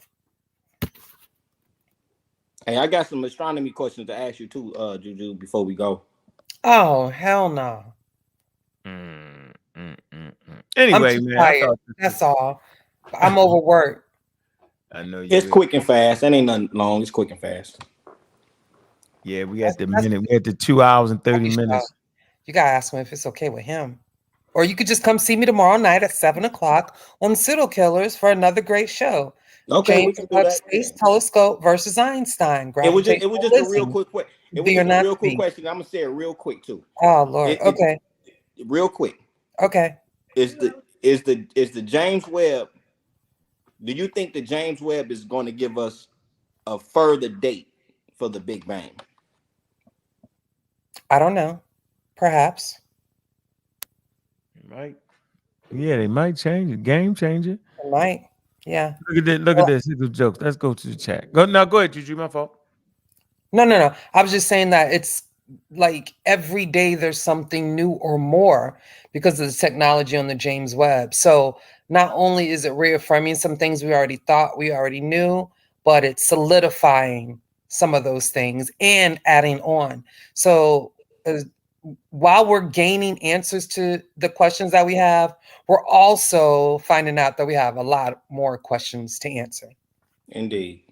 Pseudo killers just ended racism. Check this out. Yeah, that's funny. Pseudo killers is acknowledging racism and erasing it from the Black community.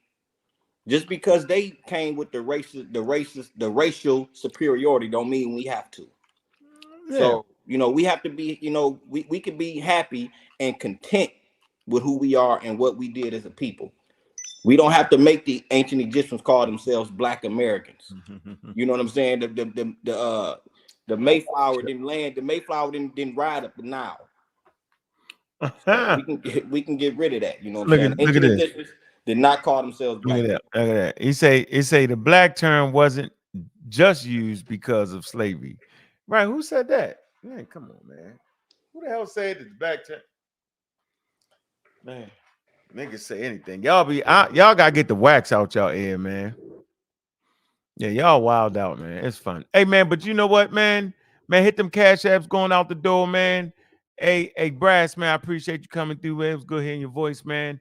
Appreciate all the pseudo killers that jumped on, man. Man, I appreciate you, Master, man. You know what it is, man. Hey, Juju, you know how we do it, man. You know we got a lot of, man, we got that high altitude bomber flying, man. We'll just wait for their response. Man, we got a whole, woo! We got a lot of fire, don't we, Juju? We ain't even get, man. Yeah, we got the torture, that flame torture. We ready to go. Man, we ready to go. Oh, man. Who we calling more? Oh, man, Set Amhotep Maku is wild. Or more. What? Printer Bay. 11th day or more. Yeah. Okay. The Moors was right when they was making them statements, though. You know that, right? And John Havy Clark also said it too. Y'all know that, right? What part? Oh, about you calling yourself Black. Remember that? Remember he said that? He said it doesn't connect you to land or geography. Remember that? Roger that. We'll find that statement, yo. Yep. Who you said that? My bad. I stepped away. You said John Henry Clark? Yeah, he said Black it doesn't connect you to geography. It definitely because it could be any and everything anywhere at a different, place and time. Mm-hmm. I mean, since the inception of that term or word. Like that's why Indians. People continuously use Black. So are you the Black Australians, original Aboriginals? Are you the Black Melanesians? Or, which one Black are you? Or the Indians. Or the Indians, you feel me? Or the North Sudanese. So it's like, y'all got to stop with that. Black is not synonymous with African, and it definitely doesn't only mean African, but that don't mean African. It's not the same. You feel me? Because I say Black African. You feel me? So what's that? I'm a Black African American. That's what I am. Because those are two different things, the Black part and the African. I just say Black American. Yeah. Just like we say Black African power, I'm giving homage to the struggle and different things like that. Like again, it's definitely a political statement. Like we don't want to forget that. Yeah, political statement for me, yo. Now I'm using the anthropological studies, yo. I know exactly what I'm talking about, yo. All right, man. Peace. Hey, I appreciate you stopping through, man. Yeah, thank you, Master Khalid. I appreciate you. Master Khalid, yo, we got him. We got him, yo. We got it in the sideboard. We waiting. Indeed. Yeah, Peace, we got all right, man. We got all these sources they use, don't we, Juju? Don't none of them say they Black. None of them say the Egyptians that. Nope. Yeah, ain't my fault. Hey, man, hit that cash app, went out the door, man. Been a good show, man. We chilling, man. Man, y'all gotta go ahead and deal with that upgrade, y'all. Y'all playing, man. Hey, slow it down, man. See y'all in the morning, man. Man, get some sleep around here, man. Hey, yo, check this out, man. I'll probably be in a toxic relationship. You on top of me. If the topic is truly timeless, the conversation should be how I'm saying and regaining my peace. Shout out to my Virgo women cooking the feast. Got a Pisces, stay in the hood. That girl a freak. Can't lie, certain Gemini say for me, but it's on key. Cause certain upgrades cost a fee. So we can slide and glide. Hey, y'all know what it is, man. Man, and 150,000 people in the building, man. Y'all know it. Hey. Careful with what I'm searching. Siri be taking notice. All the pictures I'm liking. Algorithm is golden. Melanated the y'all know what it is, man. Keep it going. Hershey kiss to the phone. Accurate. Yeah. Tap, tap, tap on your touch screen. Hey. Every single day, the same routine. You click refresh once again, and I got the same thing. Tried everything I could do. At this point, I have no clue. I gotta tell myself the truth. I just need an upgrade, I'm not much better than you. Yeah, shiny and new. I gotta tell myself the truth. I just need an upgrade, I'm not much better than you. Yeah, shiny and new. I gotta tell myself the truth. I just need an upgrade. Y'all know what it is, man. Man, stay tight with the knowledge, man. Yeah, we tightened up over here, man. Yeah, we ain't worried about it. Y'all know what it is, man. We don't battle with rhymes. We battle with books. Who just got shot with the books? Now, look. Y'all know what it is, man. Look, man. I'm your host, man. Bobby Banger, man. That flu going around, man. Get that flu shot, man. Got one today, man. Man, support those who support you. I appreciate everybody, man. We'll be back tomorrow, man, with another banger, man. Appreciate everybody in the building, man, that came through, man. Moore's one. Appreciate you. I see you, Abuser. Meant you 2.0. I see you. What else I see? Zoo221. I see you. Proof and evidence. I already know. Hater. It's all good. Appreciate you. Talking with. I see you. What's this? Tight Sam's. I see you, man. Everybody that came through, man. Appreciate the show, man. Man, like and subscribe. Support the channels, man. The Pseudo Killers, man. Just had a banger over there today. Go support that, man. Man, it's powerful shows, man. And with that, man, I'm your host, Bobby Banger, and I'm out.